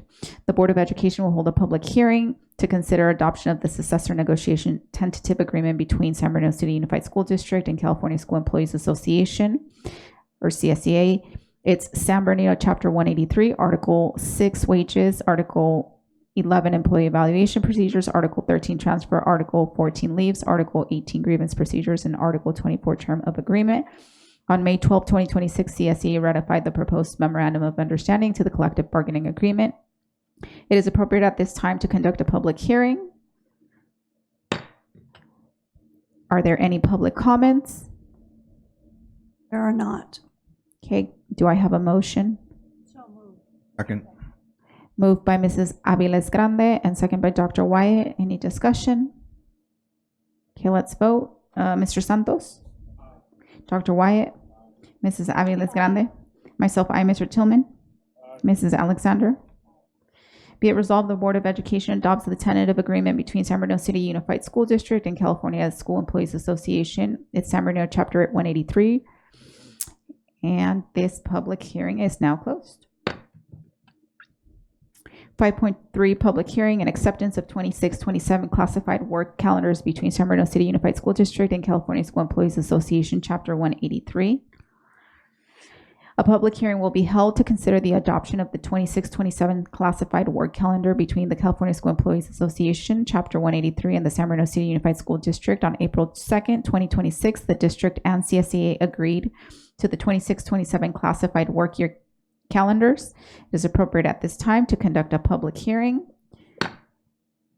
Public hearing is now open. Any comments? No, there are not. Can I have a motion? So moved. Second. Moved by Mrs. Alexander, second by Dr. Wyatt. Any discussion? Vote please, Mr. Santos. Aye. Dr. Wyatt. Ms. Aviles Grande. Myself, aye. Mr. Tillman. Mrs. Alexander. Aye. Be it resolved, the Board of Education accepts the 26-27 classified work year between the CSEA, Chapter 183, and this public hearing is now closed. All right, 6.0 closed session, 6.1 closed session public comments. Are there any? No, there are not. Okay, we will now adjourn to closed session. Thank you, everyone.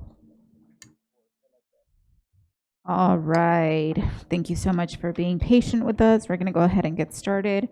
Back from closed session, 7.07, 7.0 action reported from closed session, 7.1 approval of Director of Employee and Labor Relations, Naisha Williams.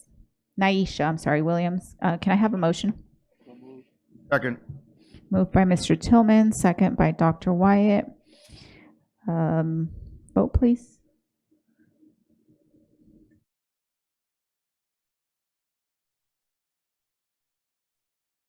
Okay, Mr. Santos? Aye. Dr. Wyatt? Mrs. Aviles Grande? Myself, aye. Mr. Tillman? Aye. Mrs. Alexander? Oh, she's not out yet. All right, well, motion carries. Be it resolved, the Board of Education approves the appointment of Naisha Williams to Director of Employee and Labor Relations. I'm going to go ahead and turn it over to Dr. Doizan. Good evening, Board President Ceballos, Vice President Abiles Grande, Board, Superintendent Ariano, Cabinet, and our SBCUSD community. Tonight it is my pleasure to introduce our new Director of Employee and Labor Relations, Mrs. Naisha Williams. Mrs. Williams joins us from the Cucamonga School District, where she currently serves as the Director of Expanded Learning Programs. She brings an extensive experience in labor relations, negotiations, and systems-oriented leadership, including active participation on bargaining teams and a strong understanding of interest-based negotiation principles. She is recognized for her detailed, collaborative, service-oriented, and solutions-focused leadership style, along with strong knowledge of investigations, compliance processes, timelines, and coaching practices centered on growth and continuous improvement. We believe her skill set will not only complement the work of our division in HR, but also strengthen the support provided to our district and school leaders, employees, and union partners. Even during challenging conversation or times of disagreement, she has consistently been described as professional, collaborative, thoughtful, and an exceptional listener. Her calm demeanor, transparency, strong communication skills, and broad experience both across site and district leadership roles make her well prepared for this next level of leadership within our San Bernardino City Unified School District. And we're excited for what's ahead. At this time, please join me in welcoming Mrs. Naisha Williams, our new Director of Employee and Labor Relations.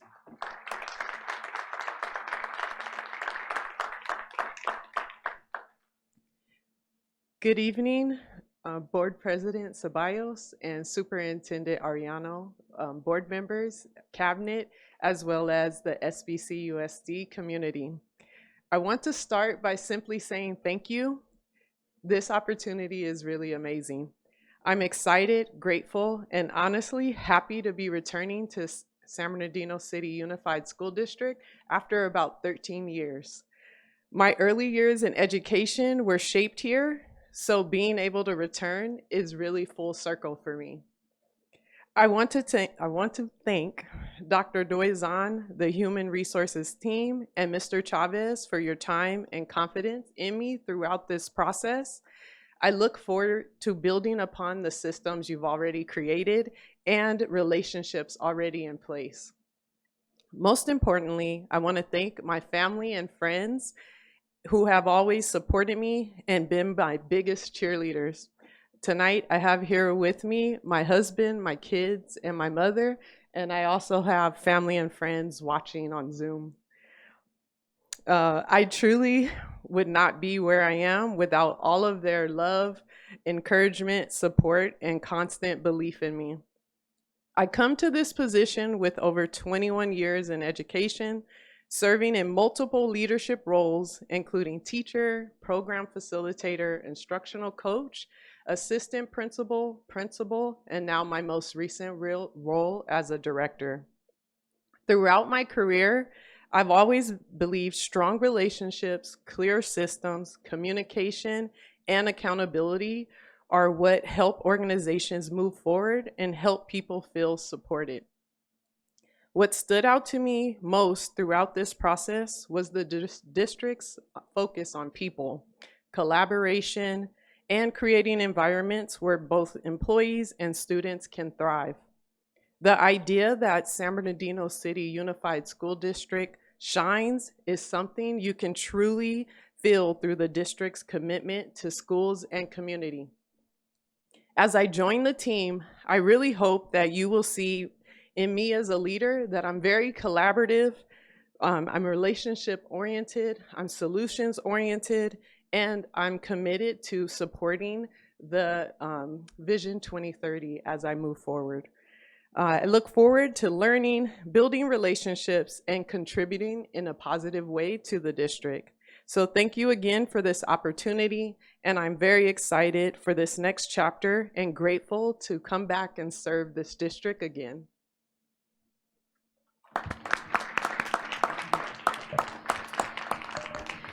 Thank you. Welcome. We're very happy that you're returning and happy to have you here. All right. 7.2, approval of revised job description, facilities use manager. Second. Moved by Mr. Tillman, second by Mr. Santos. Vote, please.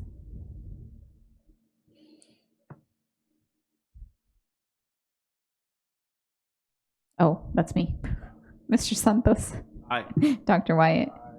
Ms. Aviles Grande. Myself, aye. Mr. Tillman. Mrs. Alexander. Aye. Thank you. 7.2, 7.3, HR Cert -25-26-16ER. Can I get a motion? Move. Second. Moved by Dr. Wyatt, second by Mr. Santos. Vote please, Mr. Santos. Aye. Dr. Wyatt. Ms. Aviles Grande. Aye. Myself, aye. Mr. Tillman. Mrs. Alexander. Aye. Motion carries. Be it resolved, the Board of Education accepts the notice of recommendation for disciplinary action and statement of charges to suspend without pay pending dismissal and to dismiss the following certificated employee from his or her employment with the district, HR-Cert-25-26-16ER. Sorry. 7.4, expulsion of students. Can I get a motion? I'll move. Moved by Dr. Wyatt and second by Mr. Tillman. Vote please. Mr. Santos. Aye. Dr. Wyatt. Ms. Aviles Grande. Myself, aye. Mr. Tillman. Mrs. Alexander. Motion carries. Be it resolved, the Board of Education accepts and adopts the recommendation and findings of hearing panel based on a review of the panel's findings of facts and recommendations, and orders the expulsion of the student with ID numbers as listed in accordance with board rules and regulations and in compliance with Ed Code Section 48900. 7.5, students recommended for expulsion, excluding mandatory offenses, but remanded to youth court for other means of correction. Can I have a motion? Second. Moved by Mr. Tillman, second by Dr. Wyatt. Vote please. Mr. Santos. Aye. Dr. Wyatt. Aye. Mrs. Aviles Grande. Myself, aye. Mr. Tillman. Aye.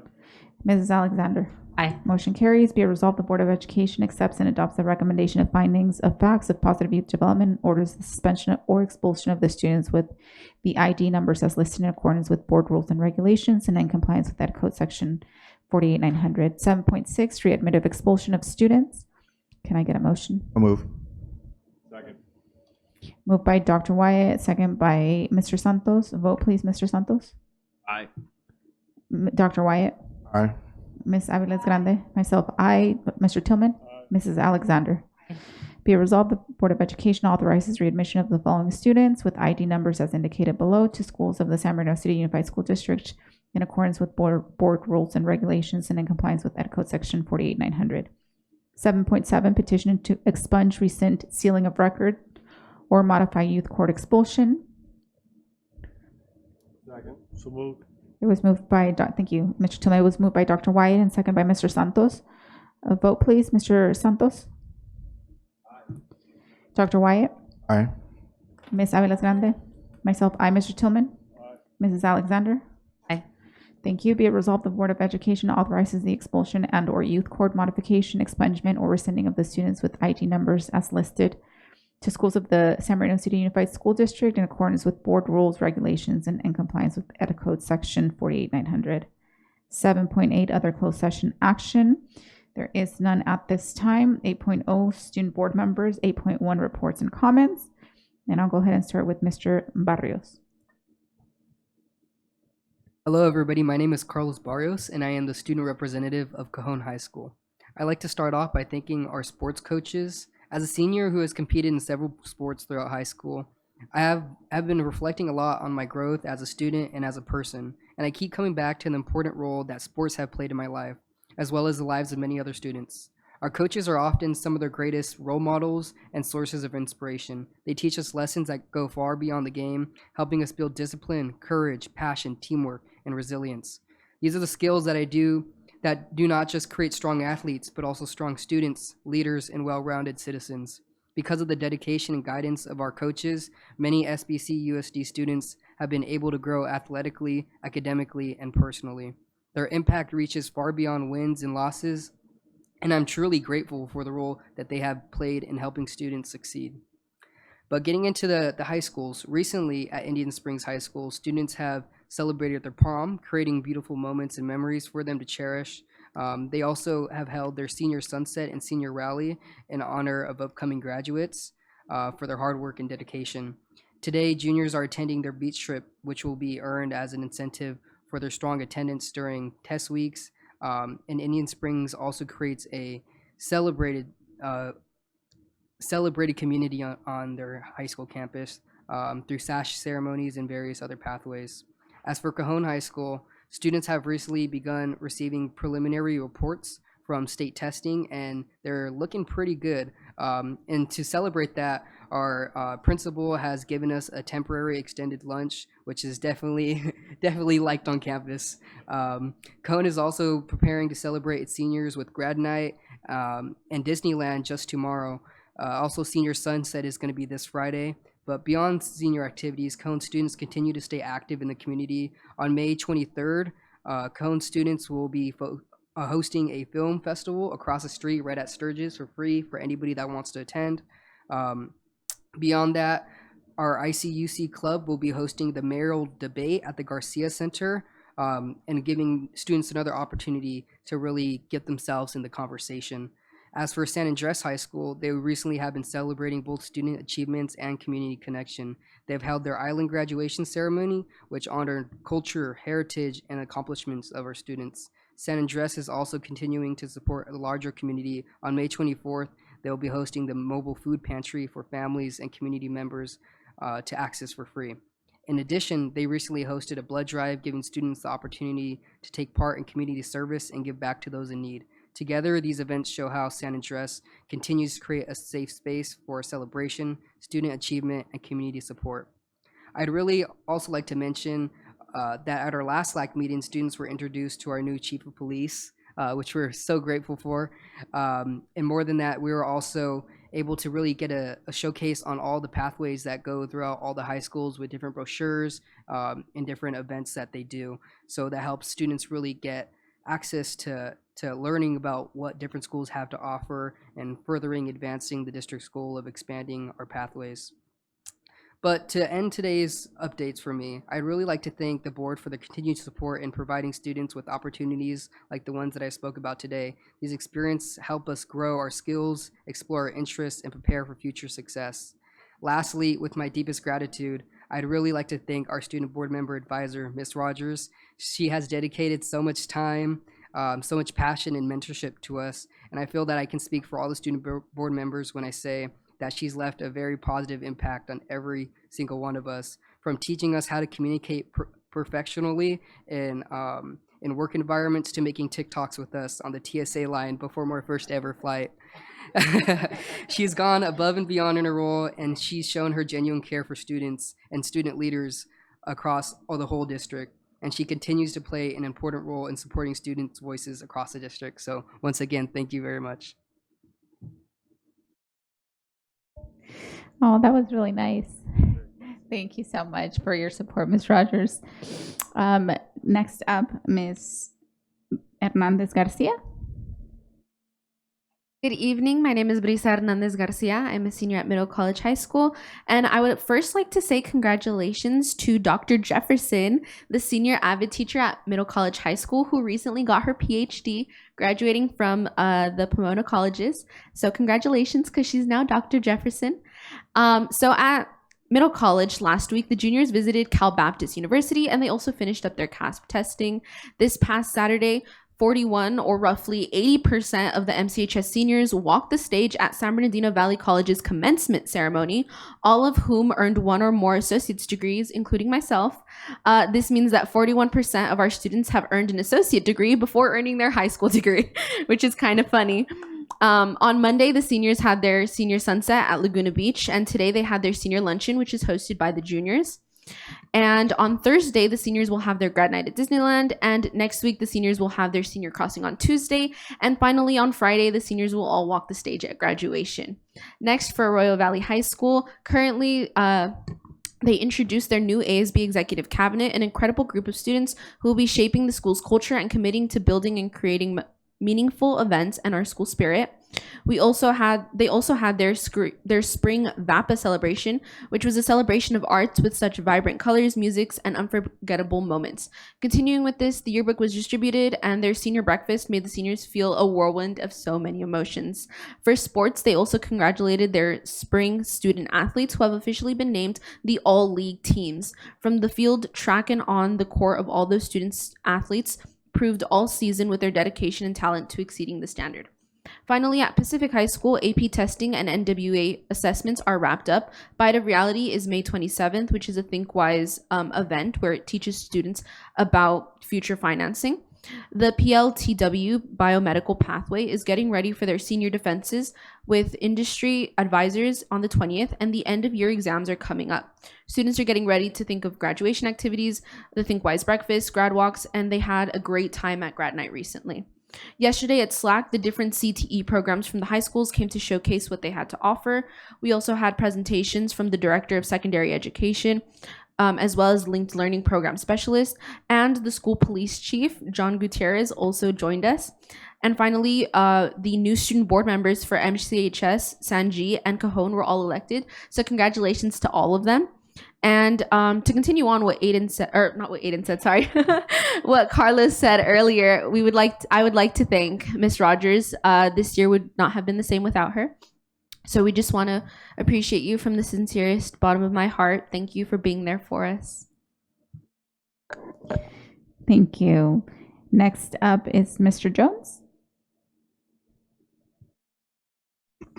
So my name is Ivrion Jones. I attend San Gorgonio High School. I am currently in the 12th grade, and this is my last and final board meeting. I will be attending the University of Redlands next year. So I just want to start off with a little message. You know, serving as a student board member, I truly want to thank all of you all for allowing us to sit on this board along with you all as students. You know, and we're not even, half of us weren't even adults when we first got here, and 2 of us are out of the 3 now. But, you know, we really appreciate you guys for allowing us to all sit here and give us the voice and really be able to do more than what we've known. You know, over this past year, I really have learned a lot, and not only just about leadership and education, but about relationships, services, and just about having the importance of people who support you, you know, just as much as you guys do. First, I just want to thank Ms. Rogers, Mrs. Cunningham, and Ms. Post for always working with us, guiding me, supporting me, and being there throughout this journey the whole time. You know, they have really ultimately have given the patience, the encouragement, and belief to make a difference for us all. Also, I would love to thank Dr. Rodriguez, who has shown me a lot of support from the beginning, just as a student board member elect, allowing me to throw the first pitch at the 66ers baseball game with Mr. Santos and Dr. Funches. Also, to taking us to the state capitol and giving us a tour back in December. So I really appreciate Dr. Rodriguez for that. I also would like to thank someone who I call a brother, which is Carlos Barrios from Cajon High School. He has really been there. He has really gone throughout the way with me as well. We both came here just as seniors on our first year as board members, and we didn't know much, but we've ultimately came a long way. Also, I would love to thank Brisa from Middle College. You know, she has not only just became, you know, a student board member colleague, but also a friend, and also I consider a mentor. To all of our board members and cabinet, I would also thank you guys for treating me with the utmost respect from day one. You guys have allowed me to have a voice, as I stated before, and you guys have truly made us all feel welcome in this position, and have really, like, I don't even know, I consider this my second family, just being completely honest. I would also love to give a special thanks to Chief Gutierrez. You know, since his first day as chief, he contacted me and has been working with me almost every single day. Anything I've asked him for, he's been there for. And just ultimately, he showed up yesterday when I invited him last minute to the Slack meeting about 2 weeks before, and then he did whatever he can to show up for about 30 minutes for us, and I really appreciate that. So I just want to just end this off with that I really appreciate all of you guys once again, and I don't think I would change this position for anything. And it really has changed my high school experience, and it has been the best high school experience. So thank you all.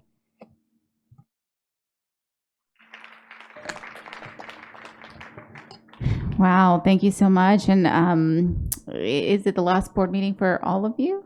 No? Okay. Yeah. I'll still be here in June. Okay, but you're graduating this year too, right? Yeah.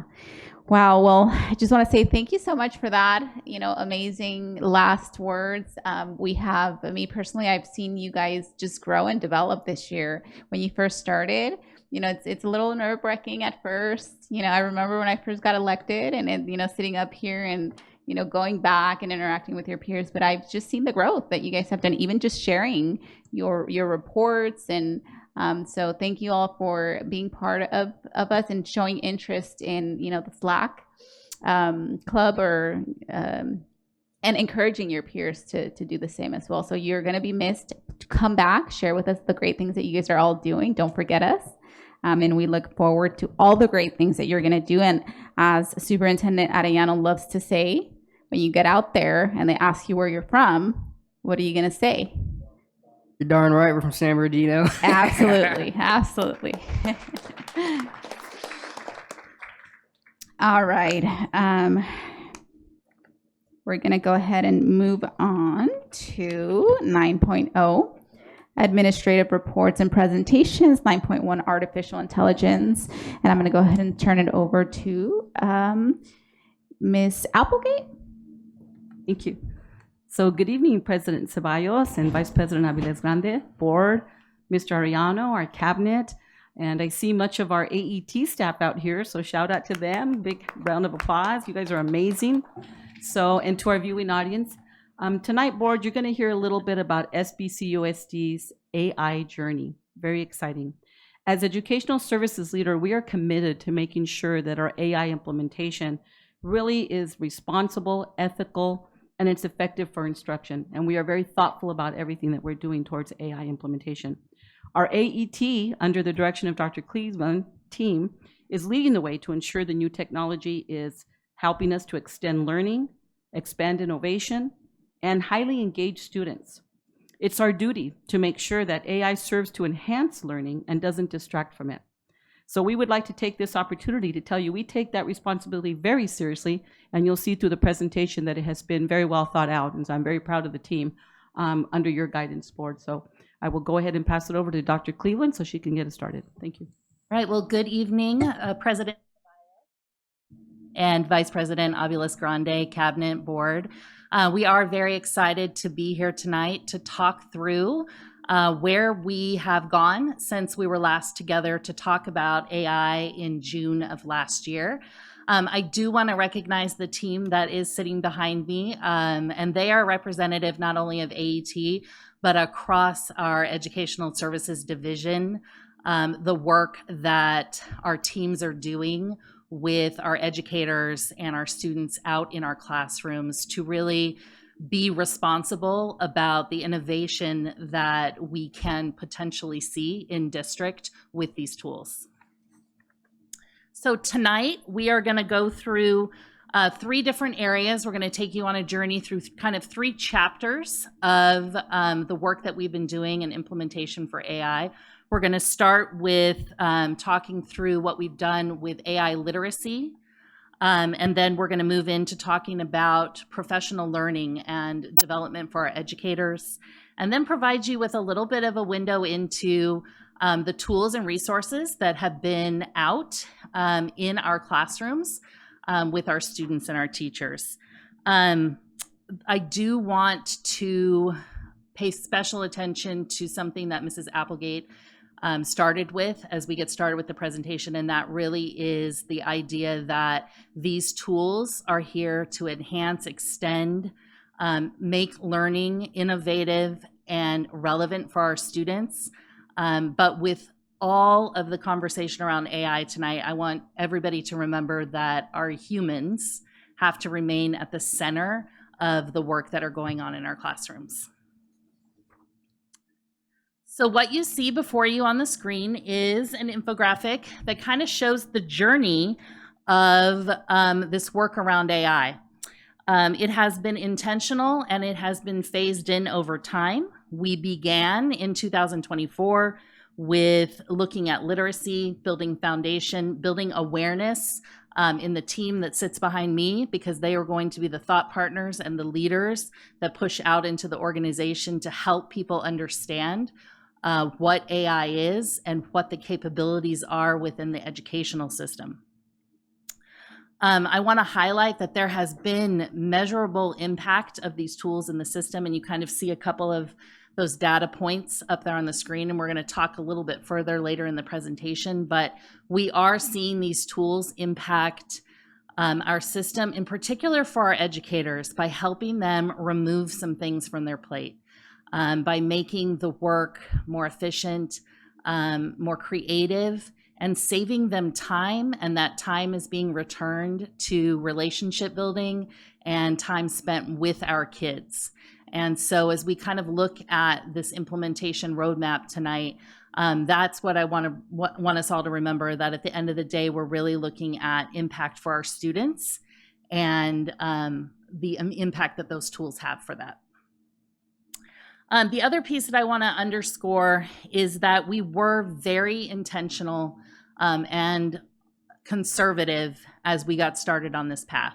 And as Mrs. Applegate and I kind of met to talk about where do we want to get started, we had a lot of people asking us for many things in the system.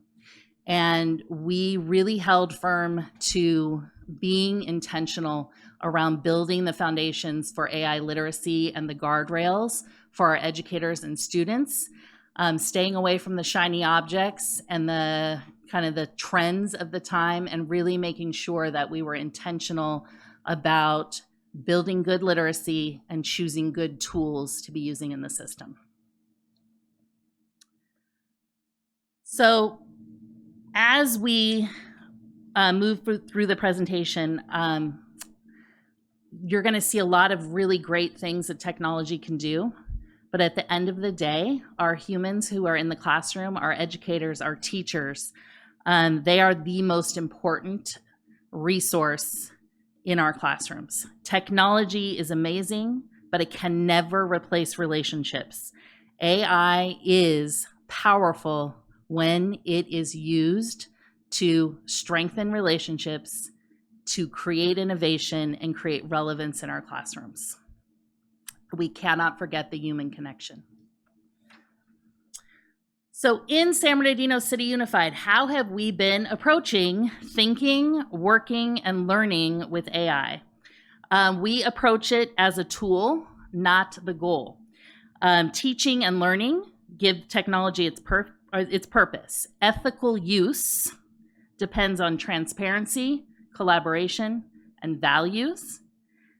And we are not doing AI. Many times we'll be with colleagues in other districts and the question will come up. And many of you have probably been in these conversations as well. How are you guys doing AI? And I was always kind of correct people, say, we're not doing AI. We are using AI. We are putting it to work for us. It is a tool. These are tools and resources. Shiny objects, the newest trends, that's not the goal with these tools.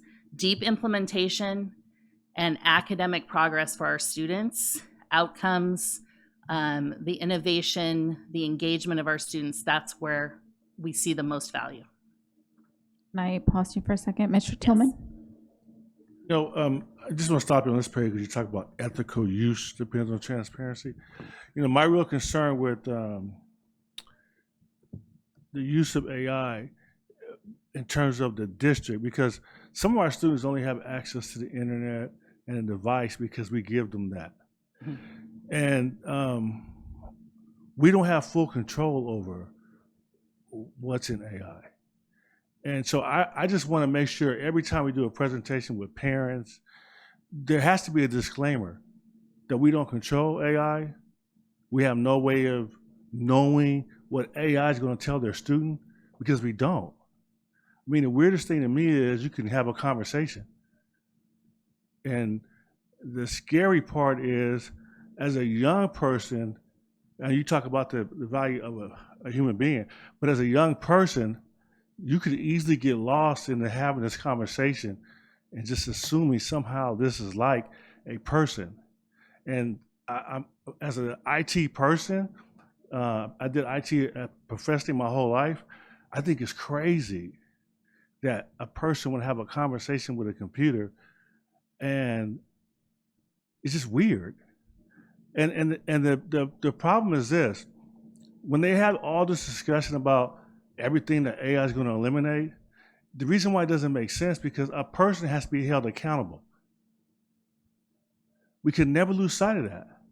And it's our responsibility, if we're given these devices and access to it, that we have the disclaimer that I don't know what your child's going to hear in a response from AI. We have to tell the parents that because it might be some crazy, way out there stuff.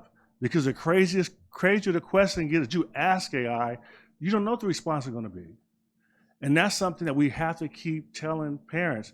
I get scary when we do presentations for AI and act like we have it all under control because we don't. And every time we talk to parents, we have to tell them that. We do not control AI. When your child has a discussion, we don't have a way of putting bumpers and guards on the conversation that it has with it. Unless I'm wrong, you guys can tell me there's some tools out there that can guarantee it gives a response that we want. And I don't think that exists. And so I just hope, and I'm going to encourage us to ensure that we put that out there. We don't control it. We just don't. And for the parents who give their kids phones, they need to know they have access to AI because everybody wants to give it to them. Now I think it's going to be a bait and switch. They're going to give us all these tools for free. And at some point, they're going to come back and say, okay, you like it, you love it, you're used to it, you built your whole business on it. Now we're going to start charging you. So you got to get ready for that. That's going to happen. It's like the free email. At some point, it goes away. Thank you. Mr. Jones? I just have one quick question. So I see on this other paper, it says that you have a 449% surge usage in ChatGPT and EDU adoption. So my question exactly is ultimately, and then I see also you guys have put on here 36,420 hours saved. So are you guys doing a survey with this? It's actually two questions. So the first question is this throughout a survey? And then the second question is, how are the teachers or how is our staff members actually using the AI and what AI are they exactly using? So these are data sources that are pulled from the applications that are in use out in our classrooms. So whether that would be ChatGPT and the Edu platform, Brisk, Formative, Those are the main tools that we track at the district level. As we get further into the presentation, we're going to talk through what some of those tools are and how they're being used by educators and the professional learning that's being done to help educators use these tools, implement, and integrate them with our regular district adopted curriculum. Thank you. You can continue. Okay. So when we look at technology, it is ever evolving in the system. And so the graphic that you see displayed for you is a visual representation of how technology has not only been an integral part of education over the past several decades, but how it has also shifted how we learn. And so you can see in the 1960s, we were very much driven by lecture, chalkboards, very teacher direct led instruction. And as time has evolved, we have used technology more and more as it's become available in education and classrooms. You see in the 1990s and the 2000s, we saw the introduction of individual computers, computer labs, things like that gave kids access. In the early 2000s, we saw the influence of interactive television displays. And as we push towards the pandemic, we were nearing one-to-one devices. Coming out of the pandemic, every student was one-to-one, and we saw the emergence of AI. And AI is the new frontier of technology. And there is a lot of unknowns because it is ever-changing. It does change every single day. There are different technology vendors and companies that approach it differently. And it is very important that as we move through this new evolution, that we are maintaining that teaching and learning remains at the forefront, and that we use these tools to support how kids learn in the classroom based on its value for teaching and learning. And as we do that, we do have to be very transparent and have guardrails. And that's part of what the AI literacy piece is about and why it's been so important that it's been our foundation to doing this work. As we push forward, one of the things that we have to remember is prior to the pandemic, a lot of people talked about there being a digital divide for students, for districts, for different communities across the country. And that digital divide at that time was access. Could every single student in a community have a device and have access to the internet? That digital divide was wiped out during the pandemic. And now, with the influence of new technology, the new digital divide becomes, do we as educators and as a system know how to use these tools to help our students become literate with them, become able to use them, because as they graduate us and go out into the workforce, into university, into a career pathway, they will be expected to interact and be literate with these tools. And so that's our new divide that we have to cross, and we've got to bridge that divide together. And I think the work that we're doing in particular around literacy and knowledge for not only our educators and our students is an important piece to that. So the items that you see up on the screen are the principles that we really have been holding to. We talked about these a little bit last June, but the importance and the introduction of AI literacy across the system, and that being done with our parents, with our staff members, and with our students. The importance of researching and then pushing forward and vetting the highest quality tools. If you look at the tools available in the market right now that are considered AI, the market is saturated. And so one of the things that public ed institutions have to do is be very, very vigilant for what is the highest quality, best tools that we can put in place for our teachers and our students. And then those are the ones that we curate. Those are the ones that we provide professional development around and support our teachers in using. Making human experience the main thing. It cannot be about the tool. It has to be about students and learning and our teachers' relationships with their students remaining at the forefront.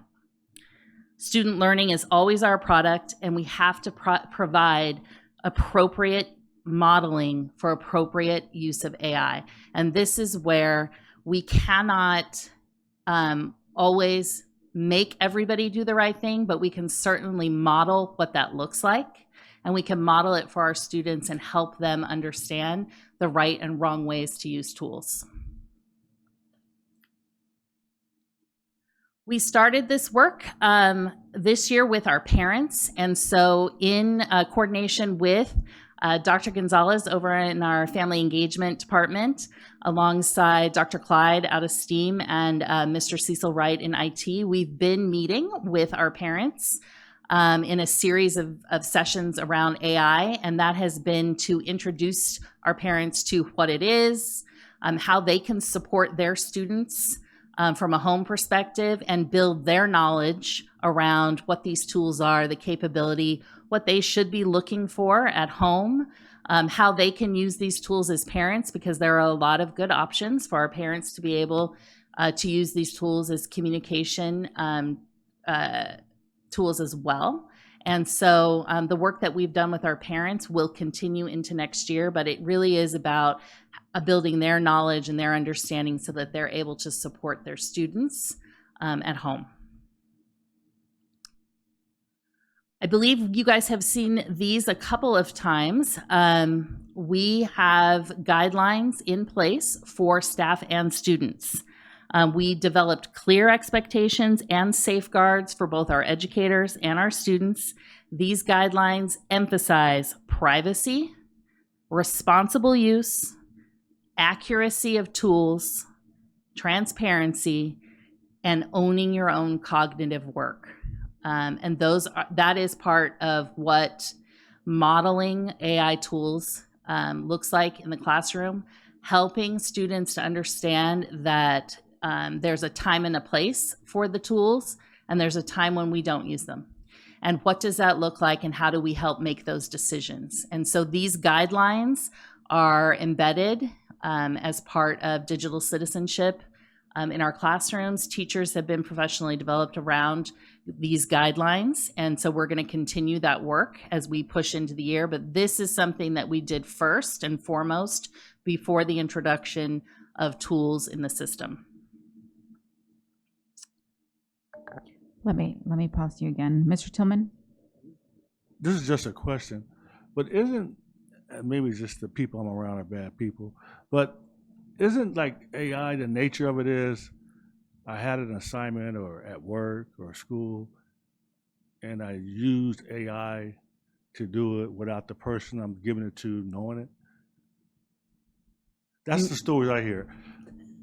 I had to do something for the boss, and I had the AI listen to all the meetings, and they wrote this great report, and I sent him this email. He said it's the best report I ever gave him, and he didn't know I used AI.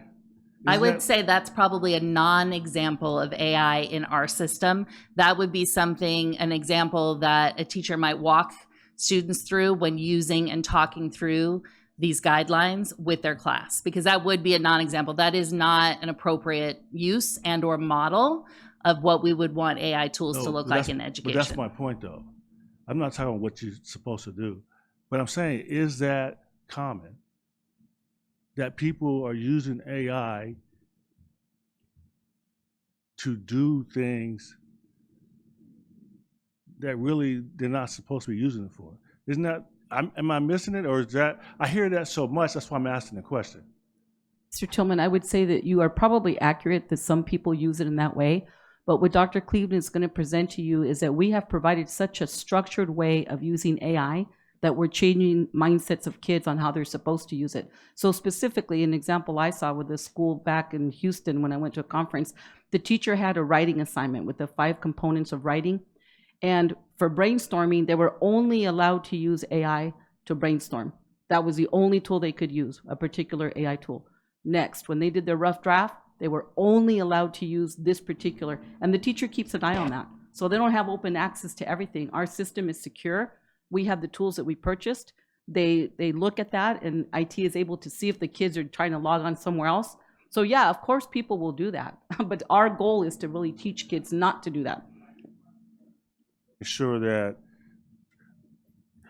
I guess it's so new and it's changing so quickly. And I really think we'll make a mistake if we think that we have the best tool and we standardize on something. I don't think this is something you can do that with. I think you got to constantly take input and suggestions for your different users, whether it's teachers or people doing stuff in the admin. They're all going to find different tools, and we have to be flexible to say, okay, yeah, we can let you use that, let you use this, because it's going to be changing, real quick. But I gotta say, everyone has access to it. It's not what we're giving them. I really think you don't have to teach kids how to use AI because it's going to be something that's going to make their life easier. They'll be doing it better than we do. And I don't really think we should lose sight of that. I think you benefit by understanding that you're going to have some students that are going to be experts in getting anything and everything done with AI. And just, I don't know where the exact future is, but it's just so powerful and it's so easily accessed, you know what I mean? So I think we make a mistake if we think we control it all. I understand what you're saying in terms of trying to create guidelines, but I really think the nature of it is that it can do so much for people, even the stuff that it's not supposed to do, in terms of what the rules we want to make for it. Thank you. Mrs. Alexander? Thank you. I just have one question. In reference to the guidelines, what are the guardrails around that? Because if there are guidelines, the staff, do they have to sign something to say, I went through training and so that certifies them? Yeah, these particular guidelines are teaching tools. So this serves as ways to structure embedded lessons around digital citizenship. That is separate from the board policy around acceptable use and the technology use agreement that educators all sign at the beginning of the year. And that has additional guardrails in it. There is a new administrative regulation that includes the use of AI that will be live for us as well. And that supports the board policy around technology use. So there are other guardrails outside of the usable guidelines in the classroom. Thank you. You can continue. All right, so when we think about the piece about trust and academic integrity, because that is probably one of the hottest topics, is how are we modeling for students to not use these tools incorrectly? We want to give them a model of how to interact with these tools, and we want our teachers to be able to have clarity and transparency. So what you see on the screen right now is an example of a way that our teachers can assign an assignment and then communicate to students as part of that assignment what is allowable that is an AI tool. Can you use the tool for research? Can you use it to help you brainstorm for writing? Can you use it to develop a video? All of those kind of allowable pieces. This is a tool that gives those students that information clearly up front before they start the assignment. This also allows the student to then communicate back to the teacher, these are the tools that I used. I went on Google Gemini and I used Gemini to help me brainstorm. And so as teachers and students move through using these tools, they can communicate about how do we use these things in practice? What worked well for you? What didn't? Keeping at the forefront that student thought and owning your own cognitive work still remains the most important. Having our students think and work with these tools and be able to communicate with each other and write is still the most important piece. And that's the part about being human that we have to keep at the forefront. Tools like this, and this particular example was actually designed by a group of students. It's now part of the Google extension suite, and it's called AI Trust You. In our own schools, we have a couple that are working on their own versions of tools like this that are centered in their own context. that those staff members have come together and said, we really want to have a communication tool that's just for Pacific High School or just for Serrano Middle School that communicates with students how things are being used. But it's all part of helping our students to understand, when is it appropriate? When is it not appropriate? And because when they do go out in the workforce and an employee does say, go do this task, and they do it all in chat, that might not be the best choice. But if our students are regularly interacting with these tools now and learning what the guardrails are and when they should and shouldn't be using it, they're going to be much more adept and nimble and flexible themselves as these tools change and they're out in the workforce. And that's always our goal. Thank you. I'm going to stop you right there, Ms. Aviles Grande. Go ahead. Yes, just a question. When let's say they go to do their research, and I'm taking for granted they have to write the bibliography, or they have to annotate all their research, the bad part about it, all that. But now I noticed that when we look up something on AI or Chat GPT or whatever, they throw out all this wonderful information, and at the end there's always the list of their resources. Now, do the students go and take those resources and actually look into the resources where the information came from that spit it all out? And do they have to use those researches? Do they have permission to use those researches in their research paper? That would be dependent upon the task. So what they were being asked to do, how the educator designed it, and what the educator was communicating to the students about what they were expecting for them to use and cite. And so that is why tools like these are really important, because if you're in a classroom, you're with freshman English and you're asking them to do a research report, you could say you're allowed to use Gemini to brainstorm ideas for research articles. But the expectation is once you have that list, you need to go pull those articles, do your own reading.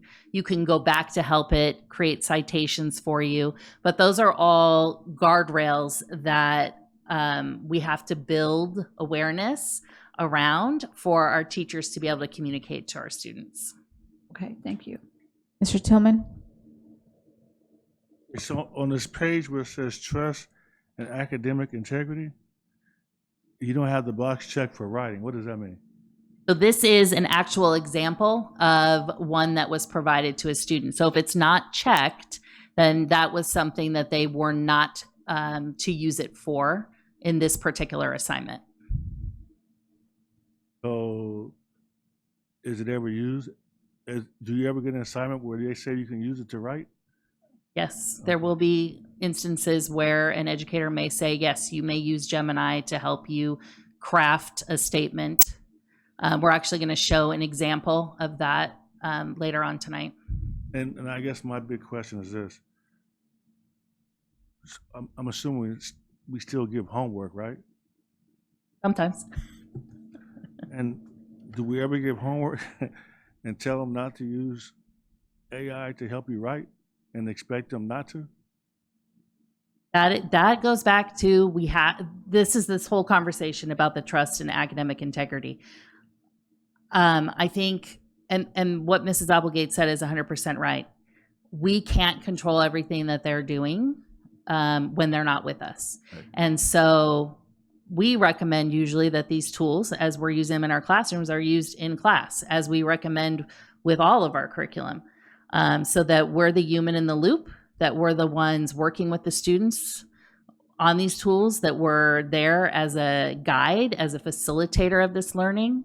But we cannot, and you'll never be able to keep every student from going home and using things that they have access to. But what we want to do is plant seeds and model for them so that there may be an awareness that they may stop and say, you know what? The top of this paper that my teacher gave me says I'm not really supposed to use it in this way. So I'm going to stop and I'm going to think about how can I use it to help me? And I'm going to go back and ask questions, and the teachers are going to be able to model what that looks like in the classroom for students. Well, let me say this. I really think it's important that somehow in the classroom that at least once during a year, maybe more, there's an assignment given that uses no technology. A written assignment. If we don't do that, then you actually could have students that don't know how to write and getting straight A's. If you're just doing it based on an assignment that you get to go home and write. I mean, if AI is as good as it is, me being an IT person, I would say, write me a report that the teacher can't identify as being created by you. Why wouldn't I do that? And then it creates a report that I can turn in that it's not, that you can identify as being generated by AI. And there's no way there'll be no way for you to verify it. That's why I said I hope that we don't think that writing these rules are going to really guarantee that you can control what a student does at home. So I just hope that there's something in the classrooms, because I think it's important that students still are able to write on their own. I don't know how much of it, I don't think it's as important as it used to be in terms of spelling and that kind of thing, but I really still think it's important for them to have the basics of how to write a paper. But I think the only way you're gonna be able to do that is to actually have them write the paper in the classroom with no devices around whatsoever. I don't think any of the educators sitting in this room would disagree with you about the importance of not doing everything on devices. Thank you. And I just want to chime in a little bit. I think if I'm, hearing Mr. Tillman and Mr. Tillman's concerns and, kind of hearing what you're sharing, the way I view it is, and, Mr. Tillman, forgive my simplification example, my oversimplified example, but it's the way I'm seeing it and the way I'm understanding it, and correct me if I'm wrong, it's kind of like sex ed, right? So you teach it, you expose students to it, but you don't have control of what they do outside of the classroom with that information. And so, or, providing them contraceptives or what have you, they're going to go out and they're going to, behave the way that they want to behave. But I think that there's a really important piece is that exposure, that teaching moment, because I agree, and you're right, that they're going to be exposed to that outside of the classroom and even, in their jobs as adults and so forth, but never being exposed to it or never really having a structured, responsible adult sitting in front of them to really explain and unfold, unravel, what it is and what it means. I think that there's a lot of value to that. But in the same token, I think I understand some of the concerns that you have with regards to, children losing the ability, or students losing the ability to, read and write and think, on their own without utilizing the technology. And that's a real concern. And just to even expand on that concern, in special education, a lot of times, one of my biggest concerns that I have is when students start getting older in grades, we already do that for them anyway. We provide so many accommodations to gauge their knowledge in a different way that is not through, write this or, read this. We're assessing comprehension in a different way. And that's a big concern that I have for special education students, period, because we're providing so many accommodations, and the accommodations are meant to balance, their ability to continue to progress through the years, in school. But at the same time are we teaching them those foundational skills? And I think that that's really kind of like at the heart of like what I'm understanding. And I do agree, we do want to make sure that we're being very clear when we're, going back to educators and saying we are not to rely solely on technology, but I agree that there is an importance in exposure. So how you can assure us of that, I don't know. let me say, I think it's great that you can give an assignment and let them use whatever tools they want and turn it in, because that's the reality of work. If the boss gives you an assignment to get something done, and you can use whatever tools, as long as the product is what they want, who cares how you got it done, right? So why would you be forced to do it another way? To me, you check the box and right. Just do the whole thing using AI, right? But I still think what I'm saying is they can do the assignments, but the kid got to be able to read. The kid has to be able to write. So you can't just let them do assignments using AI from beginning to the end is what I guess I'm saying. I think it's important to be able to read and write still. I think as we get further into you seeing how these tools are being used, I think it will be very clear that our intent and the reason that we've been very conservative and very intentional about the choices that we're making is that we want these tools embedded in our district curriculum, pacing, and materials so that we are not reliant upon these tools and they do not become the focal point. We are not doing AI. We are using these tools to extend and enhance the curriculum and the materials and the work that we're already doing. And so it doesn't remove the need for early literacy. It doesn't remove the need for students to learn how to write and communicate well in a written way.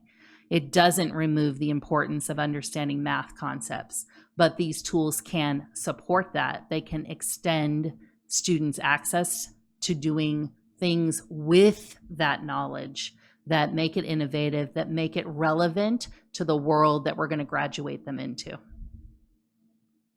Thank you. All right, so as we close up this piece on literacy, I want to extend and really emphasize that the only tools that we're using in classrooms are district approved tools. Data privacy, our student data, safety, all of those pieces, very important to us. We are vetting tools. We are making sure that they are of the highest quality and that they align to the systems and the expectations we have for student privacy. As we work with our staff and as we work in classrooms with students, there is no replacement of our educators in the classroom. These tools are not teacher replacements. They are there to support our teachers and help them to make their lives a little bit easier and take things off their plates, but they are not replacements for that human in the classroom. An age-appropriate implementation of tools is another thing that is really important. As we have done this work, we have partnered with places like Stanford to look at research. We have partnered with our friends at the county who are also doing a lot of similar work across the county. And we are aligned to the CDE expectations for what their recommendations are for age-appropriate use in classrooms. And that looks different for our younger elementary versus what's available to our high school kids that are in pathways. Oh, it was a new light. I apologize. So I just want to get a clear understanding. What does this mean? It says responsible implementation. Mean implementation of AI in the district? Being aware and responsible of the tools as they're being used, yes. And what does it mean by district-approved tools only? We are using tools in the system that have gone through the district technology committee and have partnerships with site that has appropriate data protection agreements. But I'm asking a question. So you're saying that is this for the employee or the student? Which page are you on? That is for overall implementation in the district for both our students and our staff for technology that's being used. Right. So you said this is approved tools only. You mean district approved AI tools only? Yes. So I mean, any educational technology tools, generative AI is a portion of those. No, but I guess I want to be clear. So this is not pertaining to any and all AI tools?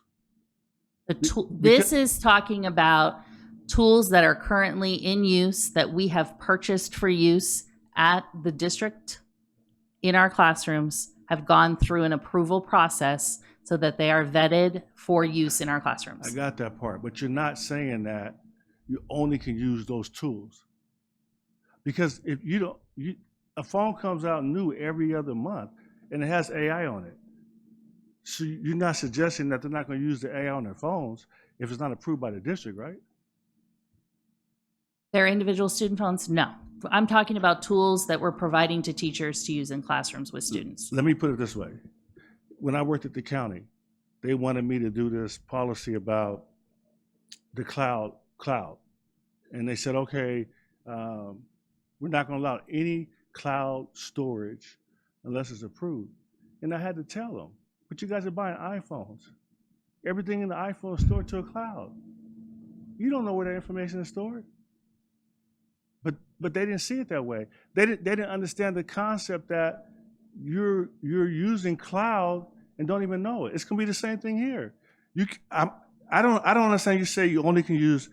The only part is what gets me. District approved tools. I'm fine with using district approved tools, but what does the only mean? But Mr. Tillman, if you look at the heading there, it says responsible implementation. As a district, as Ed Services, we need to have some guardrails. So we know there's inappropriate content out there and kids break into it all the time. But we can't say it's okay. We have to say that we have certain tools that are district approved because they're more secure and they've been vetted. If you're talking about AI, you're not suggesting that you only can use district approved tools. Well, we are suggesting that for our kids as a district. And I'm telling you, that's the mistake. Well, they're not supposed to access inappropriate content either. So, but we don't say, you know, you can go ahead and go out on the internet and get whatever you want. As a district, we need to have those securities for our kids. That's our responsibility. Yes, because there's no way you can't say. No, you're right. We're in that boat right now. They can go out into the internet and they break into it frequently. But my point is, why would you put on paper that you only can use district approved tools, knowing that people are going to be using all kinds of AI tools? I think if I may interject, the way I'm reading this is responsible implementation should be district approved tools only. That's not suggesting that that's all they have access to. That's just suggesting, hey, if you're going to use these tools responsibly, you should be using district approved tools only. And that makes no sense. I'm telling you, the technology changes too fast. People are going to be using AI tools you know nothing about. And when you say only, you're suggesting they're doing something wrong when they use something that's not district approved. You're not going to get that from our employees or the students. So why write it? It goes back to the same thing. You can say, I mean, I can see you saying we want to use district approved tools, but you can't say only. Mr. Tillman, right now we have district approved novels, district approved curriculum, district approved many things. And when kids veer out from that and they have other novels that are very explicit or other things like that, we don't condone that. Obviously we can't control it, but it's our responsibility to be responsible and kind of try to put some guardrails on some of those materials. But kids will get their hands on other things. Our goal, as Ms. Ceballos said, for responsible implementation is to try to maintain that integrity for the tools that we've vetted. We cannot control if they go out and do other things. But as a district, we have to try to maybe have some kind of guardrails, you know, for what we're doing. Say that nothing. Maybe I'm missing something. I don't understand why you're writing that it has to be district approved tools only. If you're talking about AI, the students' phones have AI on them. So, Mrs. Abigail, you're telling me that when a kid goes home, he can't use his phone, his AI phone. If he does, the AI on the phone. If he does, if it's not approved by the district, then they're out of compliance. Well, it's our goal for them to be using district tools. But again, when they go home, we can't control. But as a district, we have to take a stand. We have to say, we feel this is responsible, this is safer. No, we can't control it once they go home. But when they're with us, we have to make a stand and we have to be responsible and say, this is what we're suggesting. Responsible implementation is, you can use district-approved tools, but I don't think that you say district-approved tools only. Because it sounds like this is something that you're going to use for students and employees. And it's my point, you can't control that. I mean, Let me interject. Is there a problem with removing the word only? Scratching. No, we'll scratching scratch off? it. So we can move No, on. this That's is fine. just a presentation for you Okay, guys. perfect. This is just for you all to know that it is very important to us that whatever we are recommending is used in our classrooms, Okay. is approved and safe for use with our kids. I personally don't have a problem with only. I see it differently, but I respect Mr. Tillman. You are probably thinking or seeing it in a different way than I am. But for the sake of moving the meeting forward in the presentation, I will no longer be taking questions until the end of the presentation. I'm fine with that. I just want to be clear. When you put stuff on paper that is just not common practice, do you lose credibility? Because you start having people doing all kind of stuff that is not district approved, and everybody knows they're doing it, so it doesn't make sense to even have it written on the paper. Okay. I'm sorry. Did you want to make a comment now, or did you want to wait? I could just wait. I just wondered if it was going to link, linking the implementation to professional development. Okay. Okay. So we won't interrupt anymore till the end of the presentation. Okay. All right. So I think the questions are also a really good example of why professional development is so very important. Because as we push forward, these tools are new. They're new for everyone, and they are changing every day. And so as we push forward into thinking about how do we help our educators use these tools effectively in the classroom, and that is incredibly important. So for SBCUSD, technology is not a new thing for our district. Going back to 2015, we were one of the very first districts that started pushing forward with the idea of the importance of access to technology in our classrooms. We started with 5 schools in 2015-16 that were one-to-one. By the time we hit a point when many districts were very stressed about being one-to-one for the pandemic, we were in good shape. We had foundations set. And that is because of the wisdom of this board to really think through, yes, access is important and technology can help our kids. So as we continue to look forward to the future, what we want to help our educators think through is the graduates that are going to leave us. We want our students to be critical thinkers, to be adaptable learners, and to be AI literate students who can responsibly navigate these opportunities that they're going to have in front of them. And that is the most important piece of using these new tools. They help our students to think critically. They help our students to be adaptable and to learn to be flexible. And AI literacy is going to be a job requirement as many of our students leave us and go into the workplace. And we see that. You've seen that in the CTE pathways that have been presented to you. Many of them utilize these tools. The guidelines that we've set forward and the foundation we've built have allowed for those tools to be in place. The STEAM work that Dr. Clyde was here presenting a couple of weeks ago, those tools rely on AI. And so helping our educators think through, how do we use these? How do we plan with them? How do we integrate them into our curriculum for AI literacy is really important.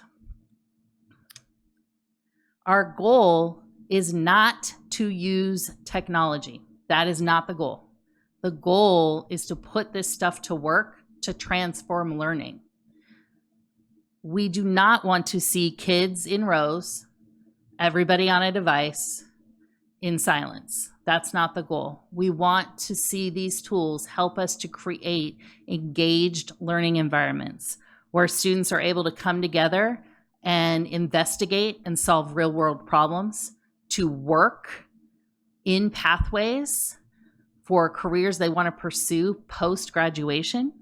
We don't want kids passively on devices. That's not the goal. Our goal is active learning, it's collaboration, it's creativity, it's critical thinking, and deeper engagement, and helping our educators think through how do we achieve these pieces with these new tools is what's most important. So how do we build that educator readiness? Because as many questions as you all have, multiply that out across our system. We have 3,000 educators, and everybody is at a different level of understanding around the use of these tools. It is okay to ask questions and to be apprehensive. Many people are apprehensive and nervous about the use of these tools, and there are many unknown questions, and that is okay to have. And part of building our educator readiness is to let them do the same thing that we're all doing tonight, which is ask the questions, have the debates, talk through what things mean, because that is how we learn together. And that's what we want to build in our educators. We are helping our educators to think through design thinking. When Dr. Clyde was here a couple of weeks ago, he talked through a little bit of what that looks like in STEAM. You've seen that in our CTE pathways. We're doing that work with our teachers out in the classrooms. How do we design new learning experiences with Gemini, with chat, when we ask it questions for how do I differentiate for students that are lagging behind in this area of reading? What are some additional things you can help me think of as a thought partner? What would that look like? These are all ways that you can see these tools being used, and it's that design thinking element that becomes really important. These tools allow for us to help our educators think through how do we extend these learning experiences? How do we take kids outside of the four walls of these classrooms and give them virtual learning opportunities? Let them go see places that we don't get to see every day. These are all ways that these tools can be integrated into lesson design with our teachers. And so helping them think about how do I take my standards, my reading, the writing, the math, the things that we all know are critically important, that we're assessed on, that we're currently seeing results from right now. How do we meet those needs with these tools? There is a lot of work, and the people sitting behind me have helped tremendously in the system with creating pathways for our educators to build their own skill and knowledge around these tools. We have site educational technology coaches out at each of our sites that work with the team behind me. We have folks that are out modeling the use in classrooms. We have people working through learning cycles, so trying these tools, seeing what works, making adjustments. We've had several different AI showcases and SETC showcases where we have teachers that are out in our classrooms right now that have been using these tools, modeling and presenting to their colleagues to show them, this is what I tried. This is how it worked the first time. This is how I would change it for the next time. Taking a look at student achievement alongside these tools is something that many of our teachers are doing as well. But really giving them opportunities to take risks and to learn and be safe in that learning is part of building their readiness. One of the things that we really try to tell all of our folks that are working with these tools is that, yes, it makes your life more efficient. It does things for you faster. There is amazing capabilities in it, but it's not the outsourcing of that cognitive work that is the magic. It's when we use these tools that learning becomes magical, that we're able to see progress in our students faster, and that we're able to remove some things off of our teachers' plates so that they're able to spend more time in classrooms with our kids.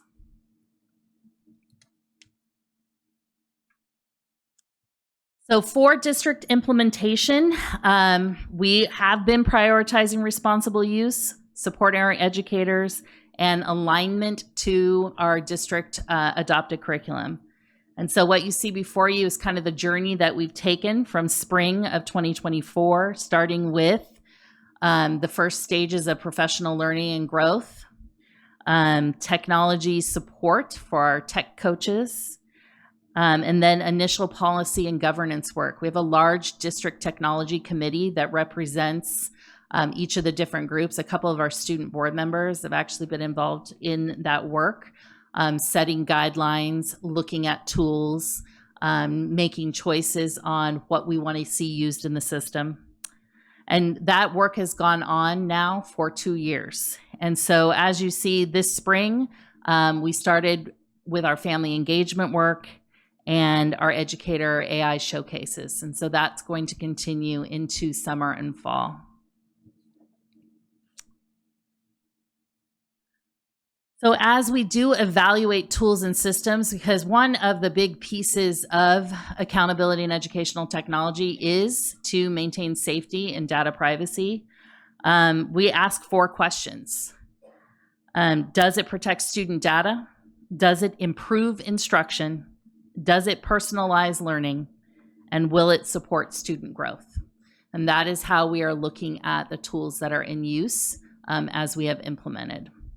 So the tools that are most heavily used right now in the system, where we have seen data protection in place, where we have seen academic growth, and we have seen innovative work, are Brisk Teaching, which is a writing application tool, Formative, which is a digital real-time assessment, OpenAI ChatGPT, which is the EduPortal, Notebook LM, and Google Gemini. And these are the primary tools that we are providing professional learning around across the system right now. For Brisk, one of the things I want to highlight with this is where you'll see the most amount of time saved. So this is a tool that allows for teachers to personalize feedback through the writing process. And so as students are producing their own written work, this tool will help provide individualized feedback based on the prompt that students were given and how they're being assessed on the rubric. As students move through the writing process, the teachers can amend and edit feedback in real time. So as a student is writing, they're getting actual real time, in the moment feedback. They do not have to wait for somebody to grade it. They don't have to wait 24, 48 hours or a week to get feedback on what they've done in their writing. It's giving it to them right then. And we've seen tremendous growth in our students with their writing skills. We have students that have gone from writing 1 or 2 sentences to being able to write 4, 5, 6 paragraph essays by the end of the year. And that is from the consistent feedback. So you can see up there in red that there's been about 37,000 pieces of individualized feedback over the time that we have used Brisk given to our students. The Formative Luna tool, which is a digital assessment, it allows teachers to create exit tickets, quizzes, real-time work to progress monitor as they move through their instruction for the day.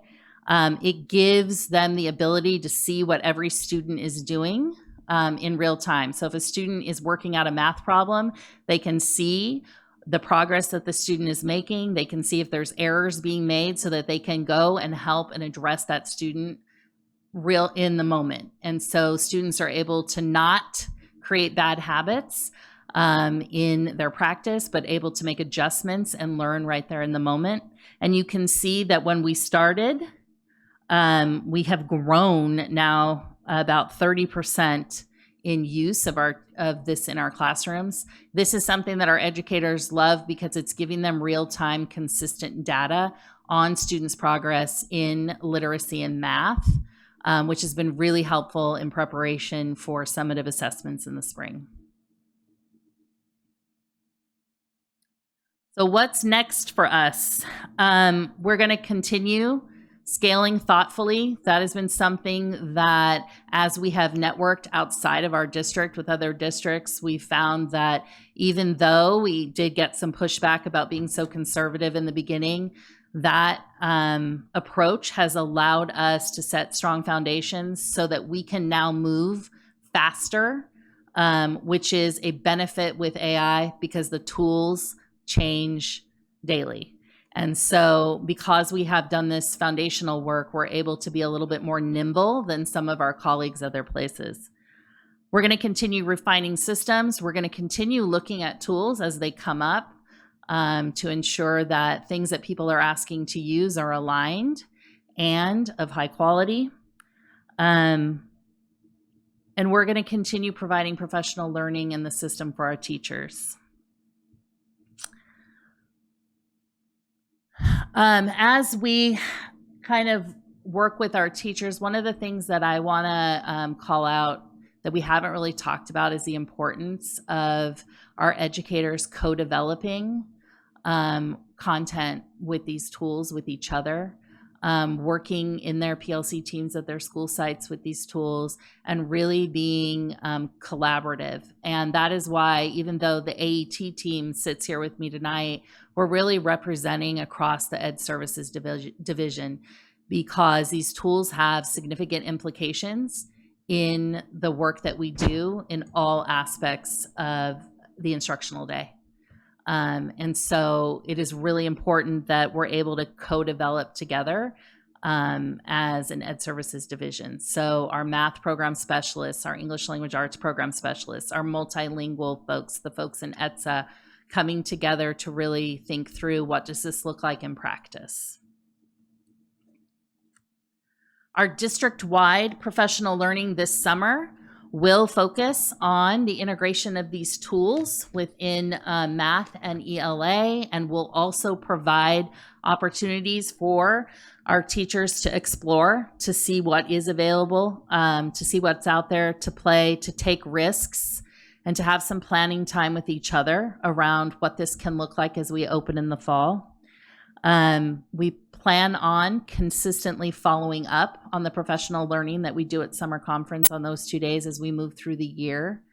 One of the things that is really important as we push forward is that our teachers feel safe and supported in taking these risks and trying these new things. And so our hope is that we're able to create a good foundation in July that we can continue to follow up on throughout the year. For our students, we are aligned to the California Department of Education guidelines for appropriate age use in our classrooms. So at the elementary level, that is brisk teaching, the use of Notebook LM right now, and our STEAM tools, which you saw showcased last month. For middle school, it is very similar. And for our high school, you see the addition of Google Gemini and our CTE pathway tools.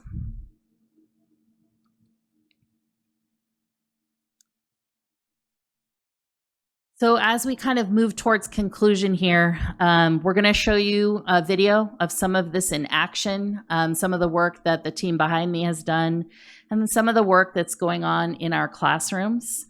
But very clearly for us, the message that we want to be very clear about is what AI is and what it is not. It is not about replacing teachers. It is not about unsupervised use in our classrooms.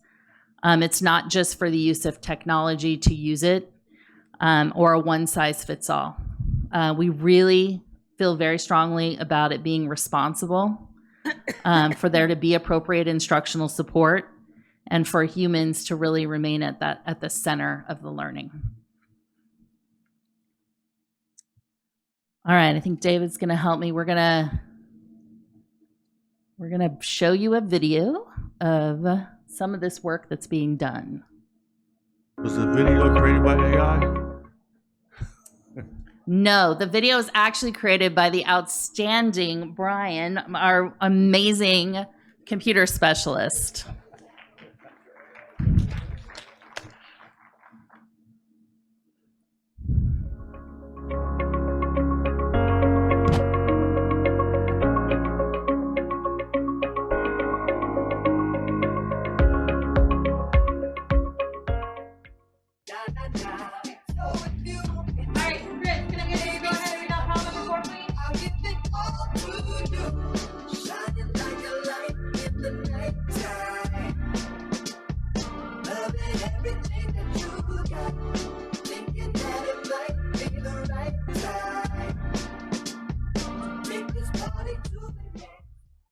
AI helps us give different routes, different procedures, different solution methods that these students can use. It is really fortunate that I am able to use chat to generate some information versus me coming up with them and wasting time on planning versus with the students. So I think that's really cool. And with chat and it providing me various questions, I'm able to implement those into a GimKit, into Kahoot, and we're able to use different tools to be able to assess our students. Like about the movie, if you read the book, I want you to tell your partner what you liked about the book. Ready? 30 seconds, go. So we go through and I added the entire book of Matilda into our sources.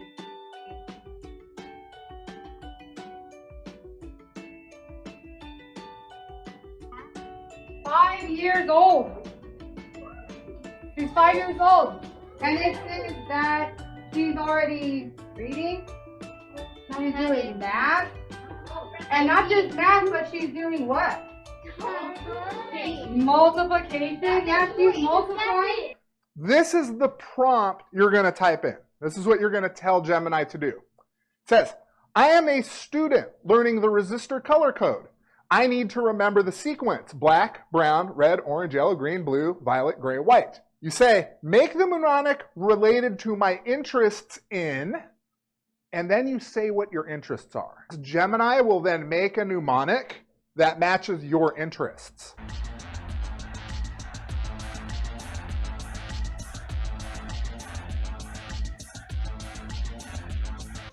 Big bear running over yellow grass beside violet garden wall. Bad blocks ruin offenses, yet good blocks view gaps well. Bounce, back handspring, ready, okay, yell, big, victory, get, win.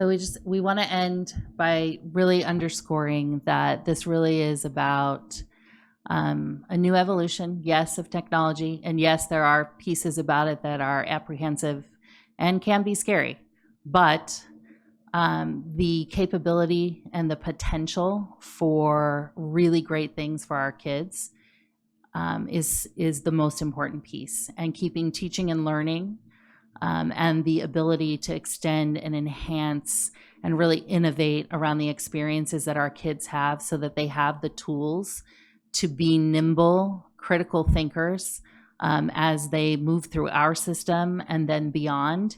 That's our goal, and that's the work that we're really working hard at doing.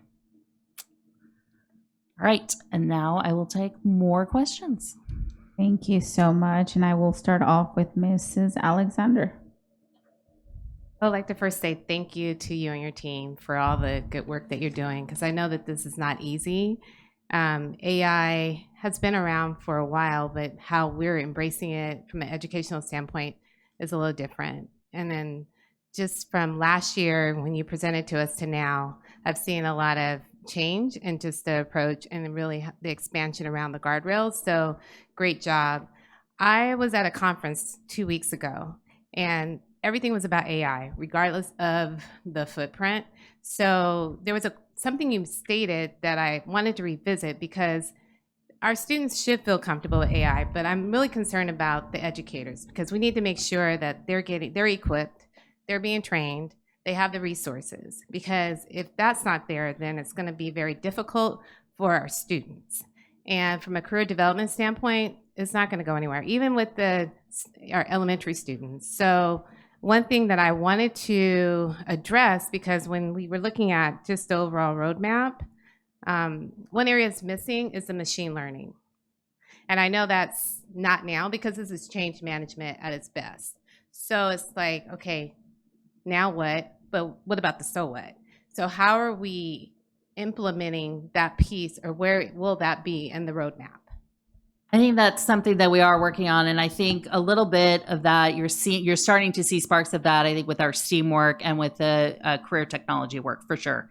I think as we continue to kind of lay the foundation for awareness and what's available in tools out there, and also part of that work that we're doing in July is around that design thinking, because that is an incredibly important part. But you are right, until everybody has that foundational awareness, it really is hard to kind of think in that mindset. And so I think as we do more of that work, you're going to start seeing that more often. And we do have examples of that. And I think Dr. Clyde showed a little bit of that when he was here last time. But that is stuff that I foresee that being heavily expanded by the time we're at this point next year. Right.